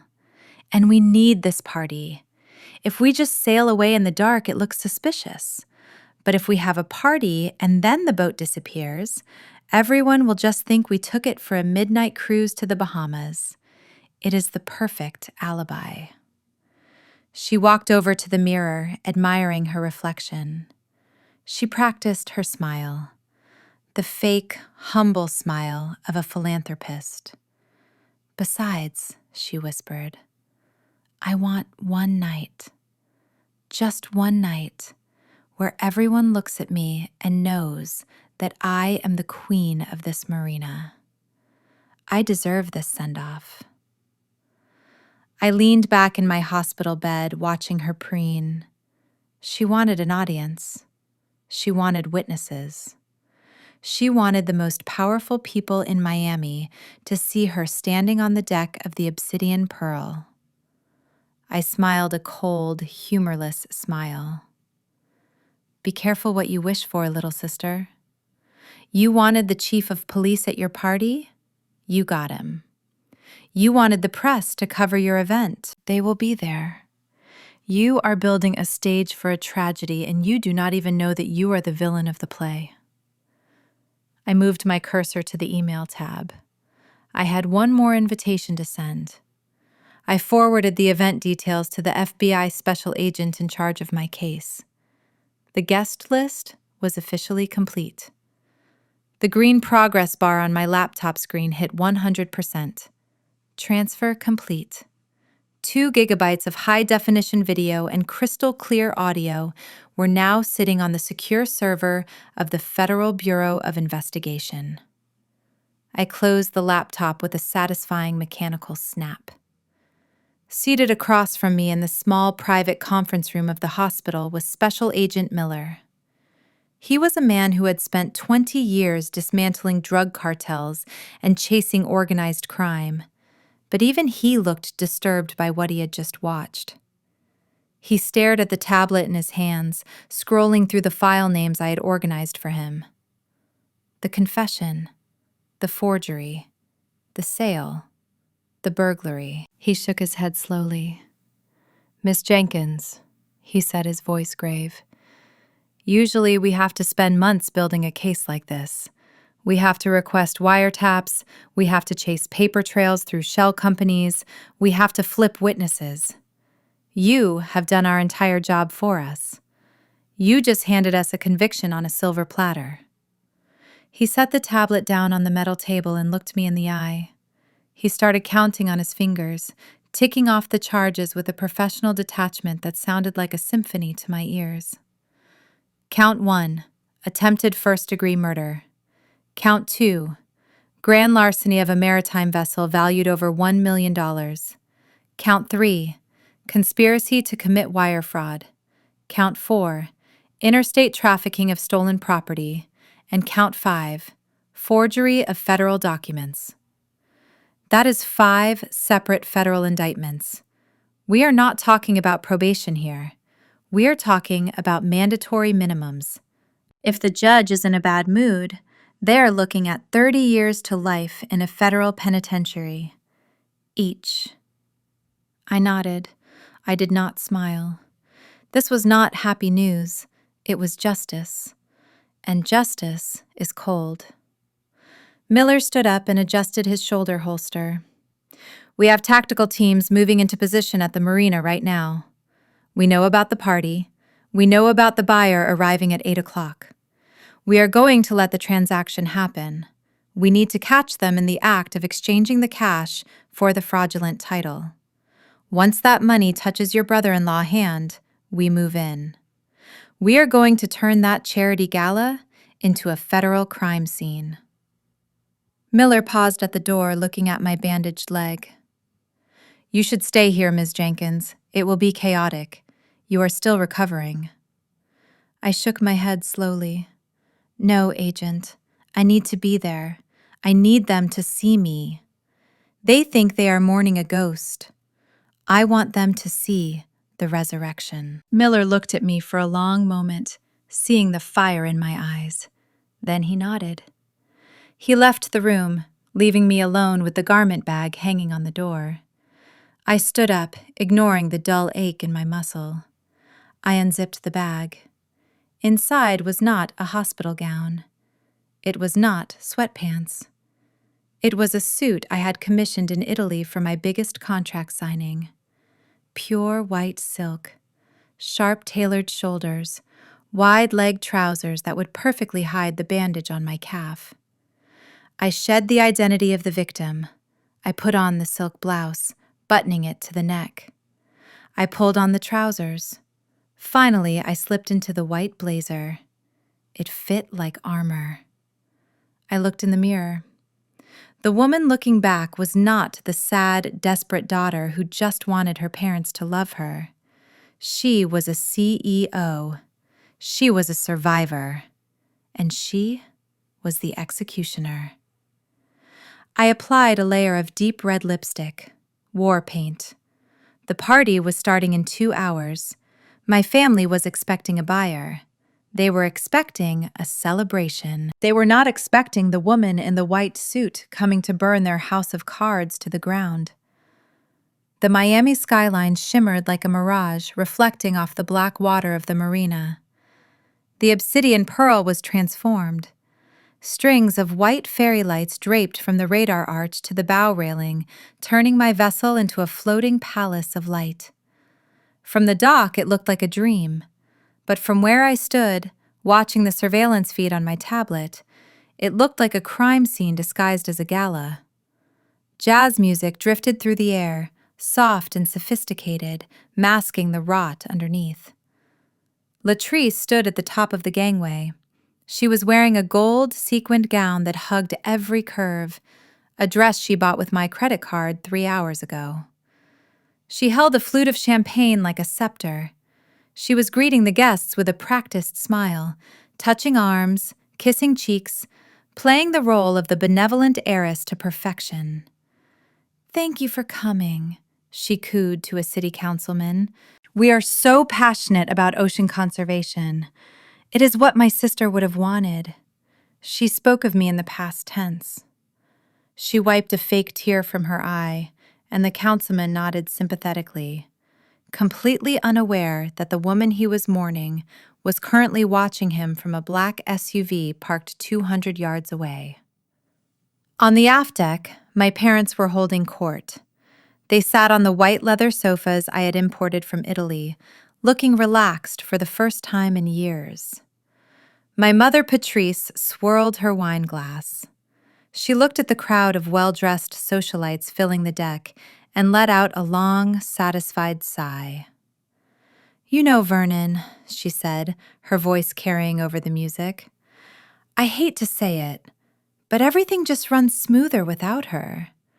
Renee always brought this heavy energy. She was so intense, so controlling. Look at this party. It is light. It is fun. People are actually smiling." My father, Vernon, nodded, taking a bite of a canapé. He looked around the boat that he had done nothing to earn, and smiled. "She never understood that life is about connections, Patrice. She thought it was all about work. That is why she was always alone. Honestly, this is a relief. We can finally breathe. We can finally be the family we were meant to be." They clinked their glasses, toasting to their new life. A life built on the erasure of their own daughter. They did not feel guilt. They felt liberated. It was the banality of evil in its purest form.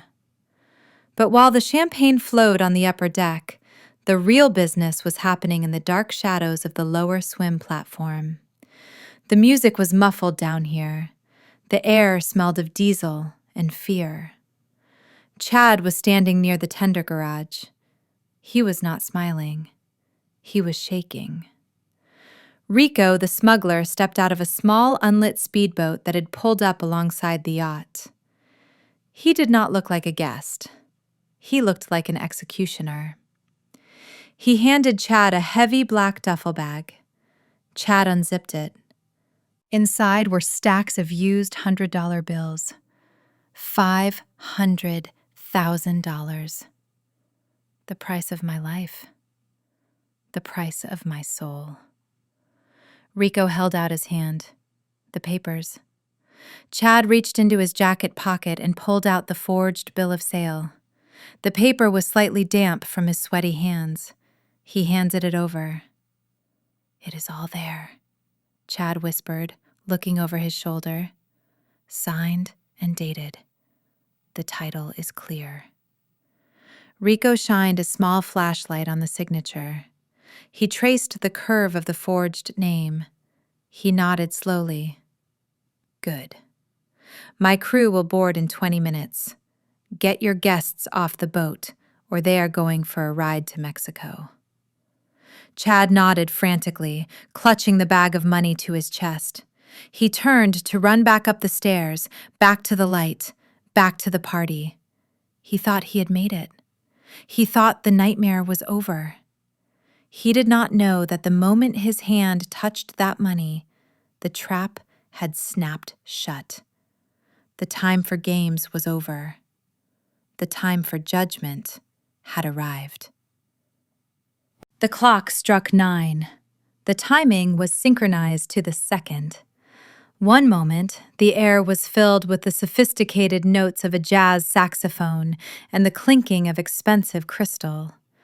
The next moment, there was silence. It was not a fade-out. It was a hard cut. The music system died instantly, plunging the party into a confused murmur. The sudden absence of sound was violent. People looked around, holding their drinks, waiting for an announcement or a technical apology. Instead, they got a movie premiere. On the upper sun deck, the massive 200-inch LED screen flickered to life. I had installed this screen for outdoor movie nights and displaying navigation charts.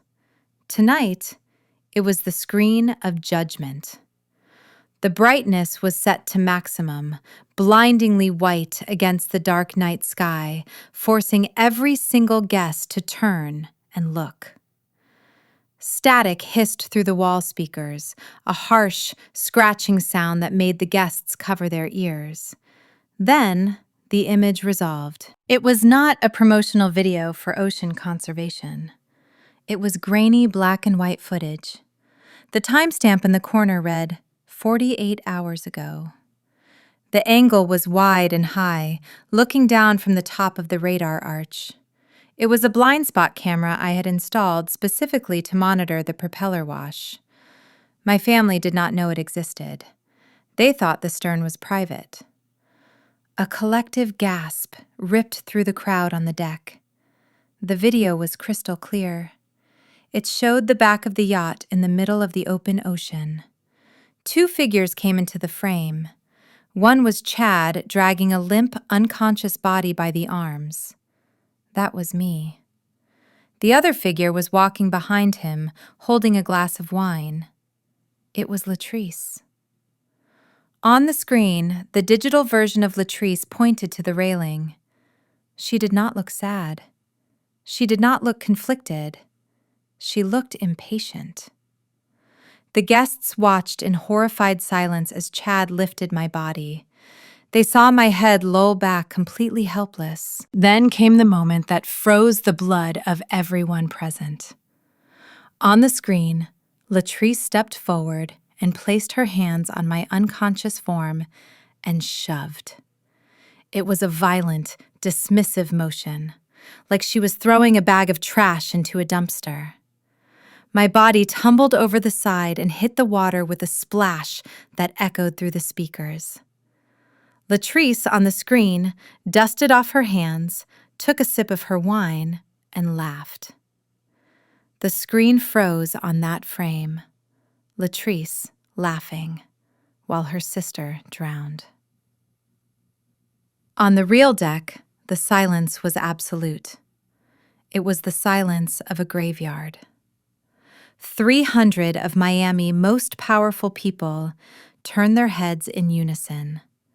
They looked from the screen to the woman standing at the top of the stairs in the gold sequin dress. Latrice dropped her champagne flute. It shattered on the teak floor, but the sound was tiny compared to the devastation unfolding around her. Her mouth opened and closed like a fish out of water. She tried to back away, but she bumped into the railing. There was nowhere to run. The monster was not under the bed. The monster was wearing gold sequins, and she had just been exposed to the world. The visual was damning, but the audio was the nail in the coffin. The speakers crackled one last time, amplifying the voice of the woman sitting on the white leather sofa. It was not a synthesized voice. It was the unmistakable haughty drawl of my mother, Patrice. The recording played the last words she said to me before the drugs took full effect. "Consider this a reset button, Renee. When you wake up, maybe you will learn to share." The words hung in the humid air like a toxic cloud. Learn to share. She was talking about my life as if it were a toy she could just take away because I refused to play by her rules. The recording cut out, leaving a ringing silence that was louder than any scream. The reaction on the deck was visceral. It was not just silence anymore. It was the sound of illusion shattering. A prominent banker standing near the bar dropped his glass. The crystal hit the teak deck and exploded, but no one looked down. Everyone was looking at Patrice. The woman who had been playing the grieving mother 5 minutes ago was now revealed as the architect of the crime. She shrank back into the sofa, her face draining of color, her mouth opening and closing silently as she tried to find a lie that would fit. But there were no lies left. The truth was broadcasting at 100 decibels. Then the paralysis broke. A collective murmur of horror swept through the crowd. People began to back away from my parents as if cruelty was a contagious disease. Latrice snapped. The facade of the elegant hostess evaporated instantly. She looked at the giant screen and then at the guests judging her. Panic overrode her senses. She lunged toward the AV control panel near the DJ booth, screaming like a banshee. "Turn it off!" she shrieked, her voice tearing at her throat. "Turn it off right now! Who is doing this? Who is pranking me?" She started smashing buttons with her fists, desperate to kill the feed. She clawed at the wires, trying to rip them out of the wall. She looked deranged. Her gold sequin dress was flashing under the strobe lights, making her look like a malfunctioning robot. "This is fake!" she yelled, turning to the crowd with wild eyes. "This is AI generated. Someone is trying to sabotage my charity event. Do not look at it. It is not real." But no one was buying it. You can fake a photo. You can fake a voice. But you cannot fake the raw, unfiltered malice that everyone had just witnessed. They saw the hate in her eyes on that screen. They heard the callousness in my mother's voice. I watched from the darkness of my car and felt a cold satisfaction. Scream all you want, Latrice. Break the equipment. Tear down the screen. It does not matter. You cannot unplug the truth. The seed has been planted. Every single person on that boat is now a witness for the prosecution. You wanted to be the center of attention. You wanted the spotlight. Well, soak it in, little sister. This is the performance of a lifetime, and you are bombing on a global stage. The party was over. The music had died, and the screaming had stopped, replaced by a sound much more terrifying. The deep, guttural roar of high-displacement diesel engines surrounded the Obsidian Pearl. From the darkness of the harbor, 4 Coast Guard patrol boats erupted into view. They did not approach cautiously. They swarmed. Within seconds, 4 million candle power of blinding white searchlights slammed into the yacht. The light was so intense, it turned the night into a harsh, clinical day. There were no shadows left to hide in. Every lie, every stolen jewel, and every drop of sweat was now exposed under the unforgiving glare of federal authority. On the dock, a sleek black government SUV with tinted windows rolled slowly onto the pier and came to a halt right at the base of the gangway. The crowd on the boat fell into a stunned silence. Even the wind seemed to hold its breath. The back door of the SUV opened with a heavy mechanical thud. First came the white stiletto heel hitting the asphalt, then the sharp, tailored line of the white trouser leg. I stepped out of the car. I stood up to my full height, smoothing the lapels of my silk blazer. I did not look at the police boats. I did not look at the flashing lights. I kept my eyes locked on the top of the gangway. I began to walk. The guests on the main deck were packed shoulder to shoulder, but as I stepped onto the boat, a miracle happened. They did not need to be told to move. The sheer force of my presence made them recoil. They parted like the Red Sea. A wide path cleared instantly down the center of the deck. I walked through the tunnel of people. I heard their gasps. I heard them whispering my name as if they were seeing a spirit return from the grave. They looked at me with a mixture of fear and awe. I was no longer the quiet mechanic they used to ignore. I was the woman who crawled out of the ocean to take back her kingdom. I reached the center of the deck where Latrice was standing. She was trembling so violently that the sequins on her dress made a soft rattling sound. Her face was a mask of pure terror. She looked at my face. She looked at my legs, which were supposed to be broken. She looked at my chest, which was supposed to be filled with water. She opened her mouth to speak, but no sound came out. She just whimpered a pathetic animal sound of disbelief. She took a stumbling step back, but her legs gave out, and she collapsed onto her knees.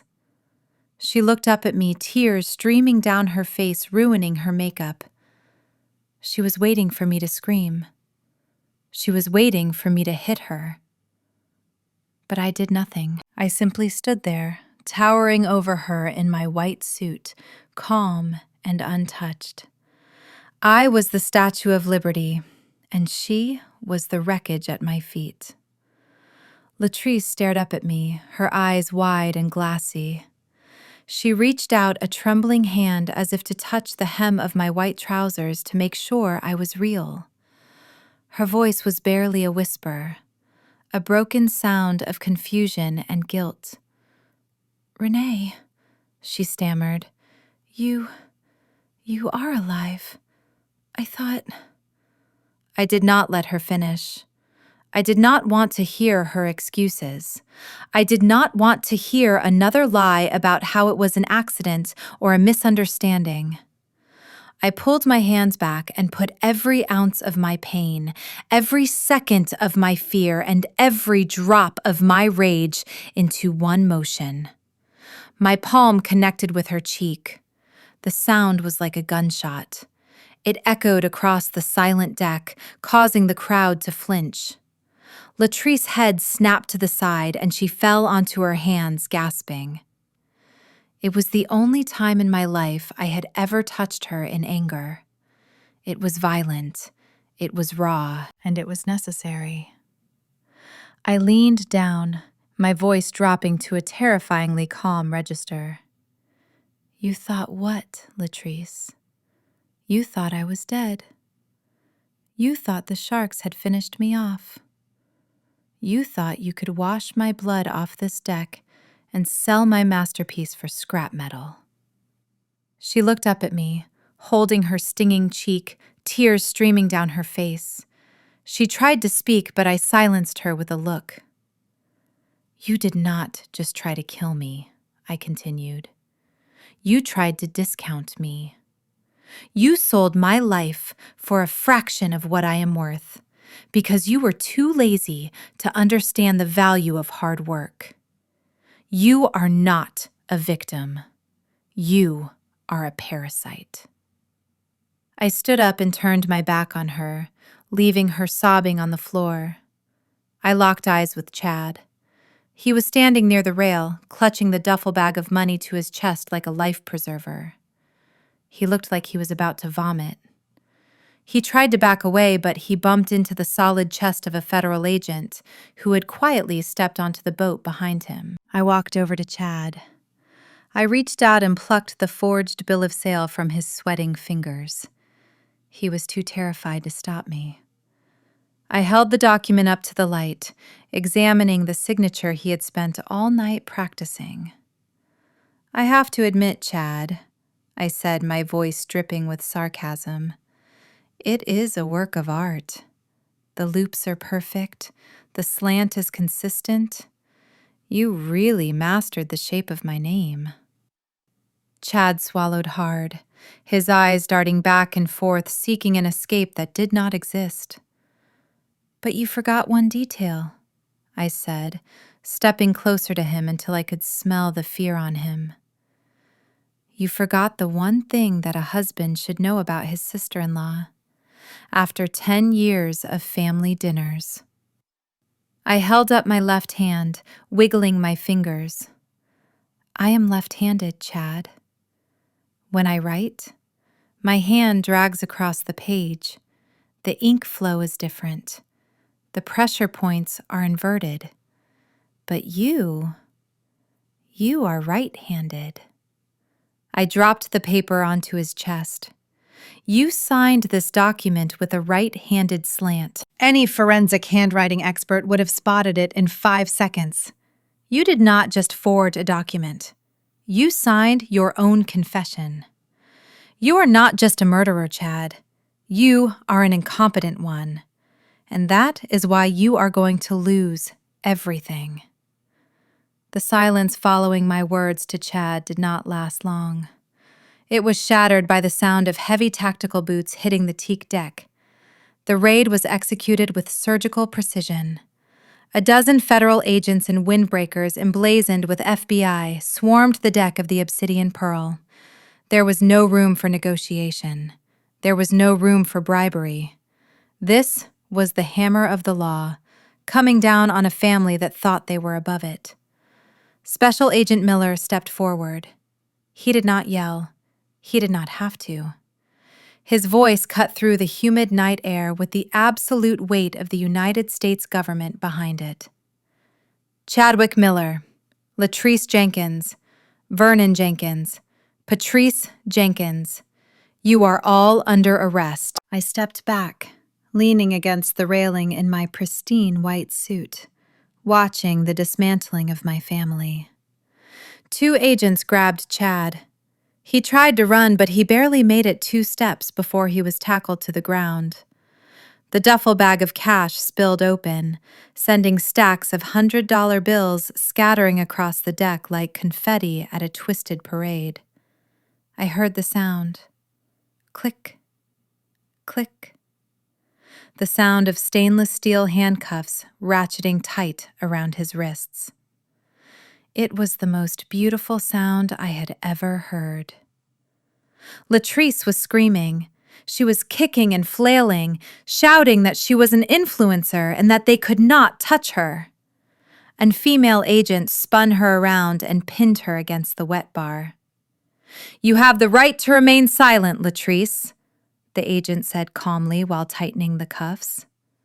"I suggest you use it." My parents were next. My father, Vernon, tried to use his command voice, the one he used to belittle me for years. He puffed out his chest. "Do you know who I am? This is a mistake. Get your hands off me!" The agent did not even blink. He spun my father around and slammed him against the bulkhead. "Your status does not work here, Mr. Jenkins. You are facing federal charges." Agent Miller pulled a piece of paper from his pocket and read the indictment out loud for the entire party to hear. "You are being charged with piracy under the High Seas Act, violation of the Jones Act regarding maritime fraud, conspiracy to commit wire fraud, and attempted first-degree murder of a U.S. citizen." The word murder hung in the air. The guests gasped. My mother, Patrice, went limp. The reality finally hit her. This was not a game. She was not going to a hotel. She was going to a cell. Then came the finale. I looked toward the dock and gave a subtle nod. The barrier tape was lowered. A sea of reporters and cameramen that I had personally tipped off rushed forward. The night exploded with the strobe light effect of hundreds of camera flashes. My family had always wanted to be famous. They wanted to be on the front page. Now they were getting their wish. The agents began to march them down the gangway. It was a walk of shame broadcast live to the world. Chad hung his head. Latrice tried to hide her face with her hair. My parents looked old and broken. As they passed me, they looked up. They were waiting for me to save them. They were waiting for Renee the fixer to make it all go away. But I just stood there, unmovable, unreachable. I watched them being shoved into the back of the armored vans. The heavy doors slammed shut, sealing their fate. The sirens wailed, piercing the night, as the convoy drove away, leaving me alone on the deck of my ship. I picked up a glass of champagne that had been left on a table. I walked to the bow and looked out at the ocean. The water was calm. The air was fresh. I took a sip. It tasted like freedom. The fluorescent lights hummed in the small, windowless room inside the Federal Detention Center. It was a stark contrast to the soft mood lighting of the Obsidian Pearl. Vernon and Patrice Jenkins were no longer holding court on a luxury yacht. They were sitting in separate metal chairs, handcuffed to a steel table stripped of their jewelry and their dignity. The air smelled of stale coffee and fear. In interview room 1, Vernon was sweating through his linen shirt. He looked at Special Agent Miller with pleading eyes, trying to play the card of the confused elderly father. He leaned forward, rattling his chains against the table. "Agent, please, you have to understand," he stammered. "I am a sick man. I have a heart condition. I did not know what was happening. It was that boy, Chad. He is a criminal. He has a gambling problem. He forced us onto that boat. He told me he rented it legally. I had no idea he stole it from Renee. I am a victim here. I just wanted to take a nap." "You cannot put an old man in jail for the actions of his son-in-law." Agent Miller did not say a word. He just took notes with a blank expression and walked out, leaving Vernon alone with his lies. He entered interview room 2. Patrice was putting on an even bigger performance. She had summoned tears on command. Her mascara was running down her face in dark streaks, making her look like a tragic figure in a soap opera. She clasped her hands together in a prayer motion, trembling visibly. "I am just a mother," she sobbed, her voice cracking perfectly. "I do not know anything about maritime laws. I just do what my husband tells me. Vernon and Chad made all the decisions. I was just sitting there. I was terrified the whole time. I love Renee. She is my baby. I would never hurt my own daughter. How can you accuse a mother of such a thing?" Agent Miller sat down slowly. He did not offer her a tissue. He placed a digital tablet on the cold steel table face up. He looked at her with eyes that had seen every kind of criminal, and he knew exactly what she was. "Mrs. Jenkins, you say you were a passive observer. You say you love your daughter and that you were scared.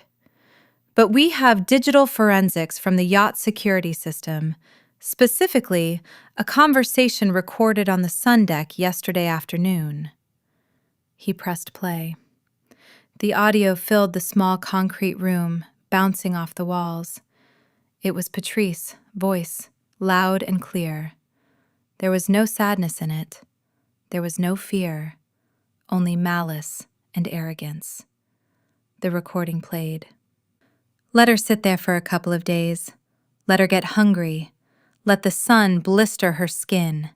She needs to be broken to fit back into this family." The recording stopped. The silence that followed was heavy and suffocating. Patrice stopped crying instantly. The tears evaporated. The trembling stopped. The mask fell completely. She stared at the tablet, her mouth hanging open.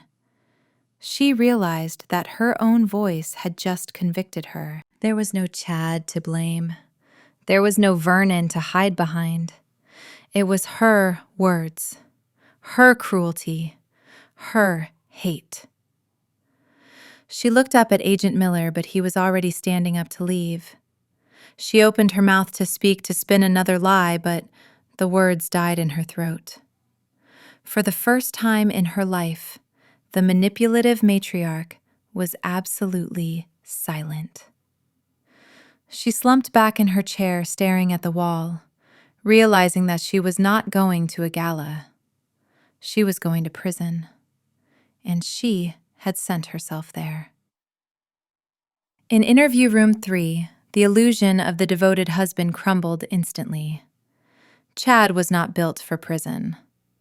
The air conditioning in the room was cold, but he was sweating so profusely that his shirt was clinging to his chest. He looked at the federal prosecutor sitting across from him. He did not ask for a lawyer.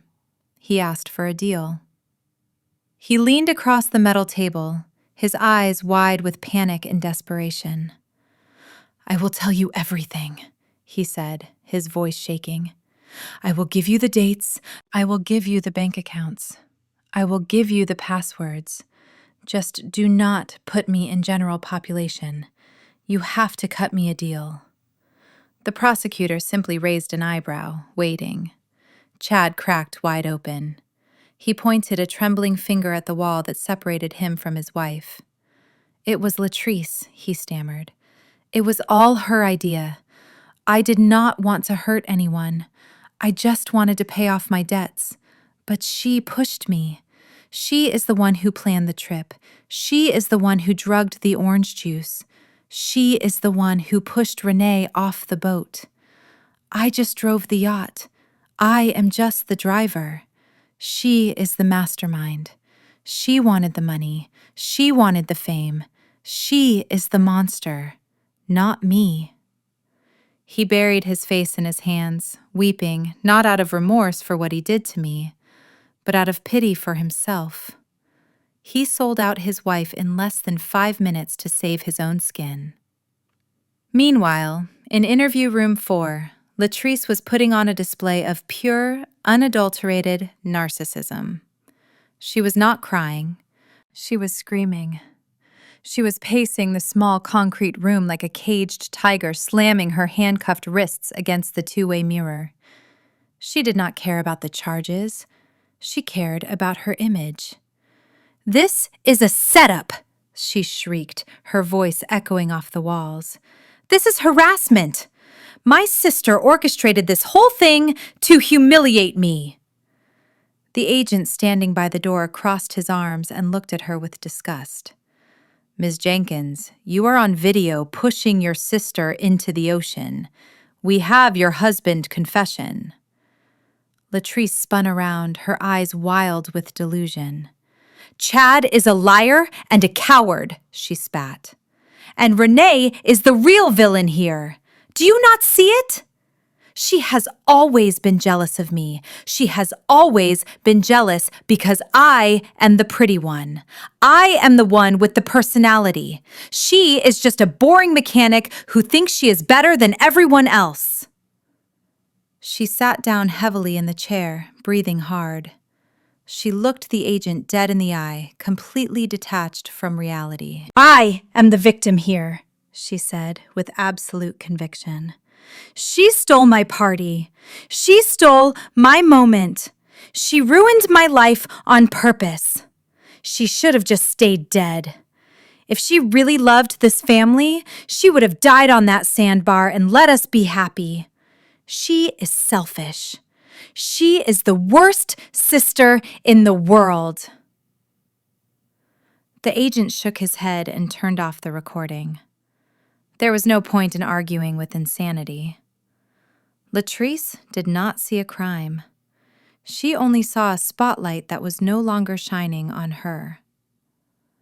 She sat in the silence of the room, fuming with hate, convinced until the bitter end that she was the princess in a tragedy written by everyone else. The wheels of justice turn slowly, but when they finally crush you, they grind you into dust. 3 months had passed since the night of the raid. The federal courthouse in Miami was packed to capacity. The press gallery was overflowing. Everyone wanted to see the final chapter of the scandal that had gripped the city. I sat in the witness box. I was not wearing the white suit of the avenging angel today. I was wearing a sharp navy blue business suit. I looked like what I was, a CEO, an engineer, a survivor. To my left sat the defendant's table, my family. They were no longer wearing designer clothes. They were wearing standard-issue federal orange jumpsuits. They looked smaller. The arrogance had been bleached out of them by 90 days in a detention cell. My mother, Patrice, tried to catch my eye. She put on a trembling smile, hoping to trigger some biological instinct of forgiveness in me. But I did not look at her. I did not look at any of them. To me, they were just empty chairs. The prosecutor, a sharp woman named Rodriguez, walked me through the events. She asked me to identify the evidence. Ms. Jenkins, can you tell the court what is shown in Exhibit C? I leaned into the microphone. My voice was steady. It was cool. It was the voice of someone reading a technical manual. Exhibit C is a thermal imaging recording from the stern of the Obsidian Pearl. It shows the defendants Chadwick Miller and Latrice Jenkins dragging my unconscious body to the railing.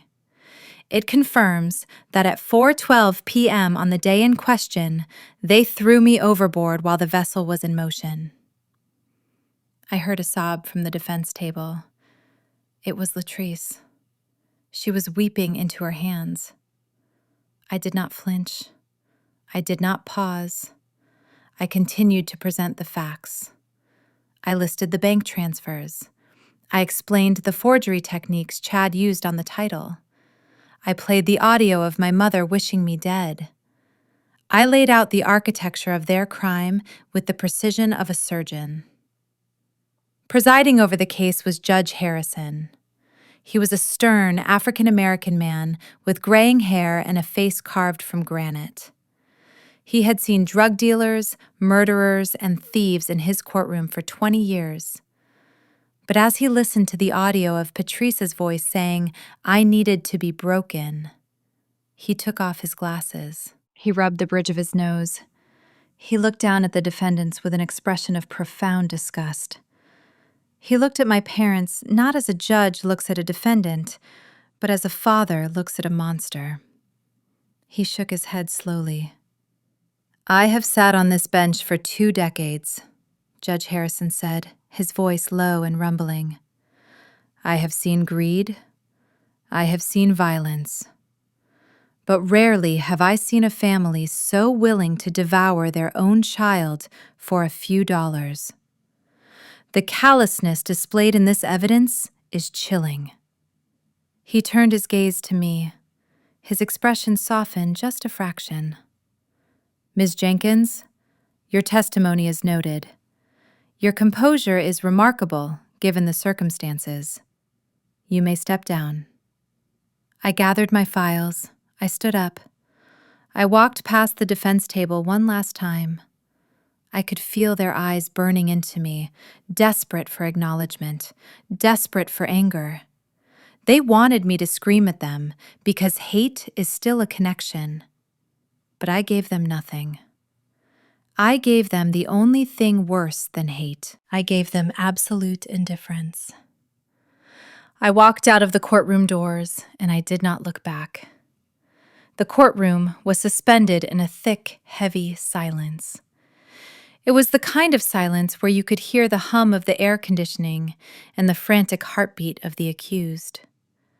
Judge Harrison shuffled the papers on his bench. He did not look up. He took a moment to let the gravity of the situation settle into the marrow of their bones. Then he looked at the defense table. Chadwick Miller and Latrice Jenkins, please stand. They stood up. Chad's legs were shaking so bad he had to lean on the table. Latrice stood stiffly, her chin tilted up, trying to maintain a shred of her delusional dignity. The judge spoke, his voice ringing like a church bell. For the crimes of attempted first-degree murder, piracy on the high seas, and conspiracy to commit wire fraud, the court finds you guilty on all counts. This was not a crime of passion. It was a cold, calculated attempt to end a life for financial gain. Therefore, I am sentencing you both to 25 years in a federal penitentiary. Latrice let out a sharp gasp, like she had been punched in the stomach. 25 years. The judge continued, his eyes hard as flint. And let me be clear. In the federal system, there is no parole. You will serve every single day of that sentence. You walked into this courtroom as young people. You will leave it as middle-aged strangers to a world that has forgotten you. Chad put his head on the table and began to sob. Latrice looked around the room, wild-eyed, realizing that her youth, her beauty, and her influence had just been canceled. The judge then turned to my parents. Vernon and Patrice Jenkins, please stand. My parents stood up slowly. They looked small and fragile in their orange jumpsuits. They were clinging to the hope that their age would save them. The judge shook his head. You were the parents.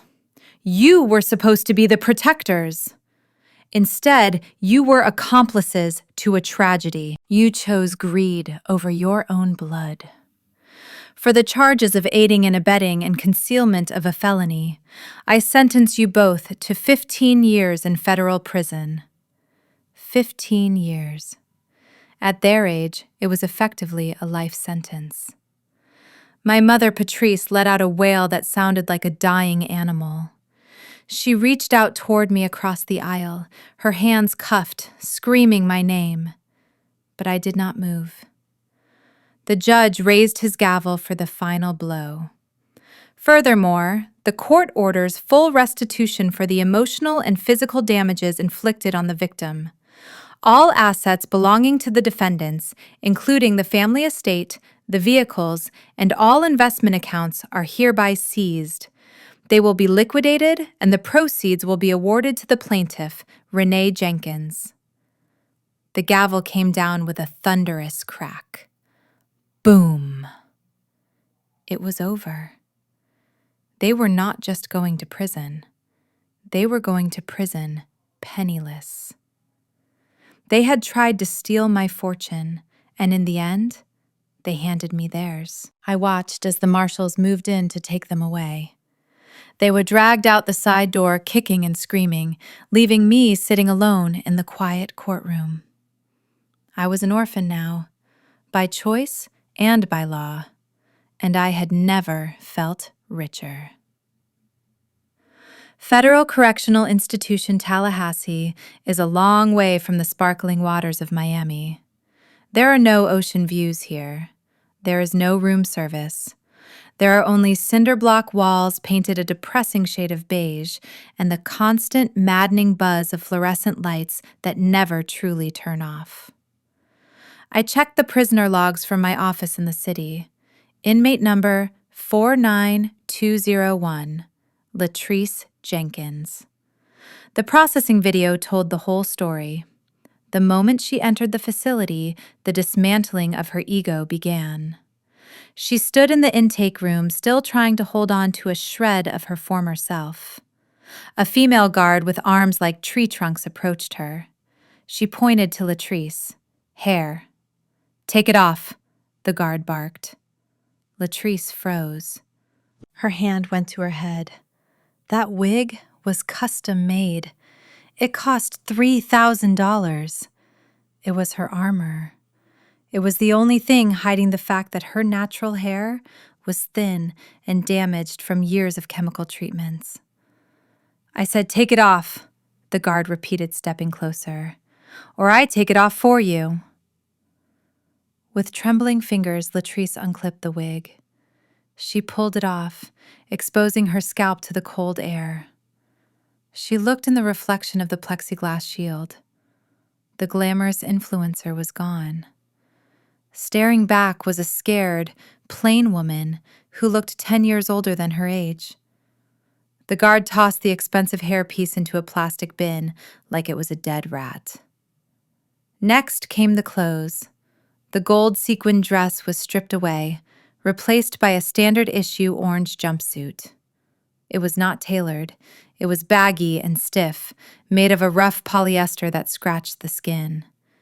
It smelled of industrial detergent and the sweat of the inmate who wore it before her. Latrice pulled it on. It swallowed her whole. She was no longer a fashion icon. She was just a number. But the real punishment was not the wardrobe. It was the assignment. Latrice was assigned to sanitation duty in cell block C. I pictured the scene clearly. The woman who used to complain if her champagne was not chilled to the perfect degree was now on her knees on a cold concrete floor.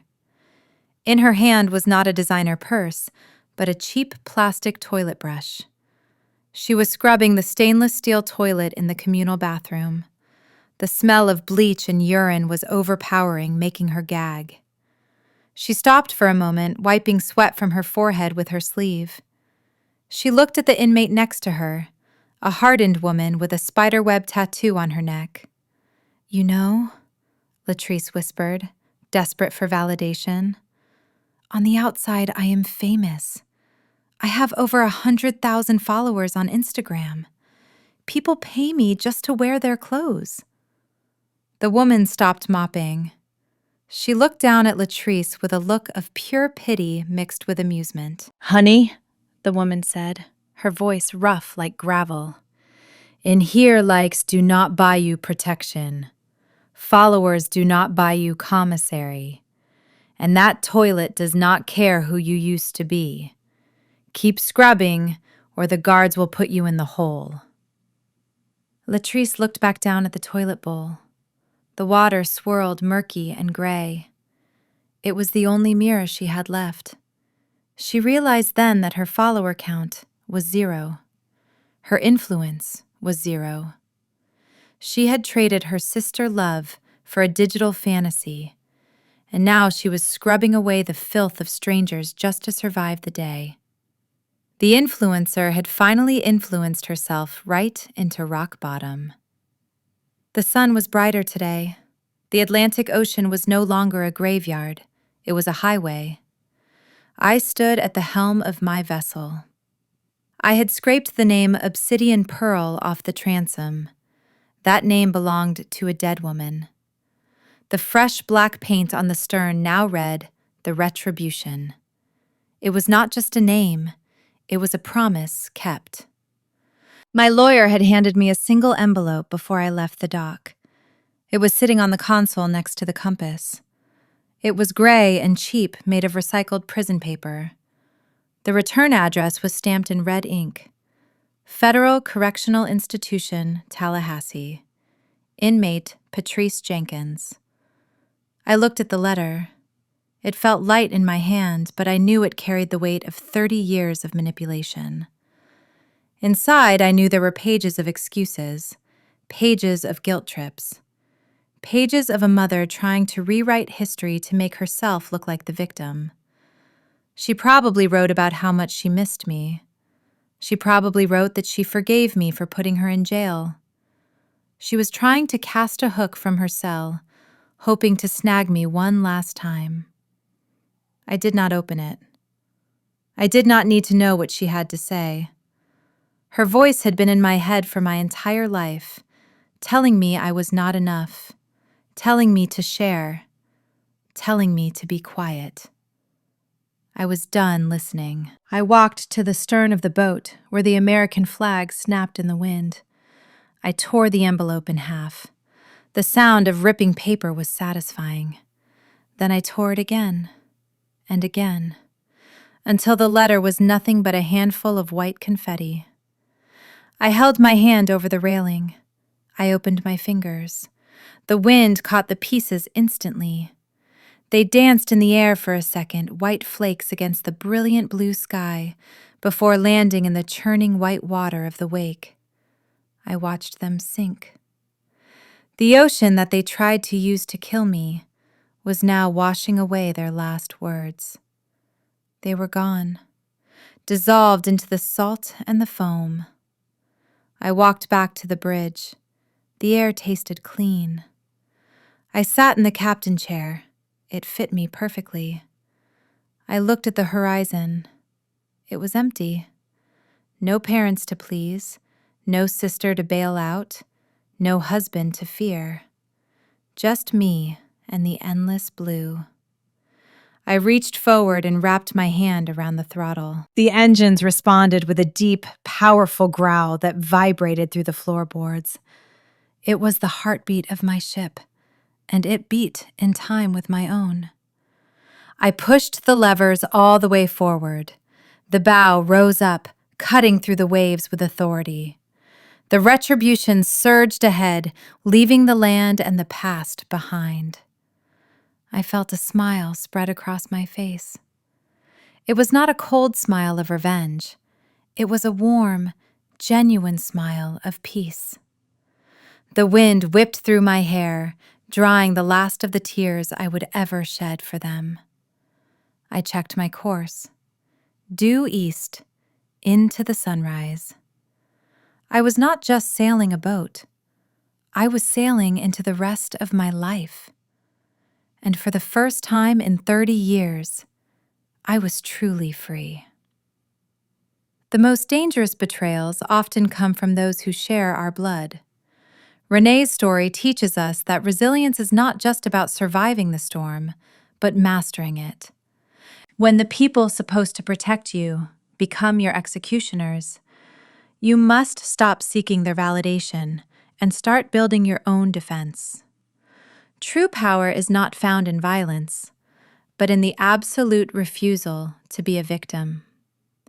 Sometimes you have to let the toxic parts of your life drown so you can finally breathe. Your value is not defined by who loves you, but by the empire you build for yourself. If you have ever had to burn a bridge just to light your own way forward, hit that like button and subscribe to see more justice served cold.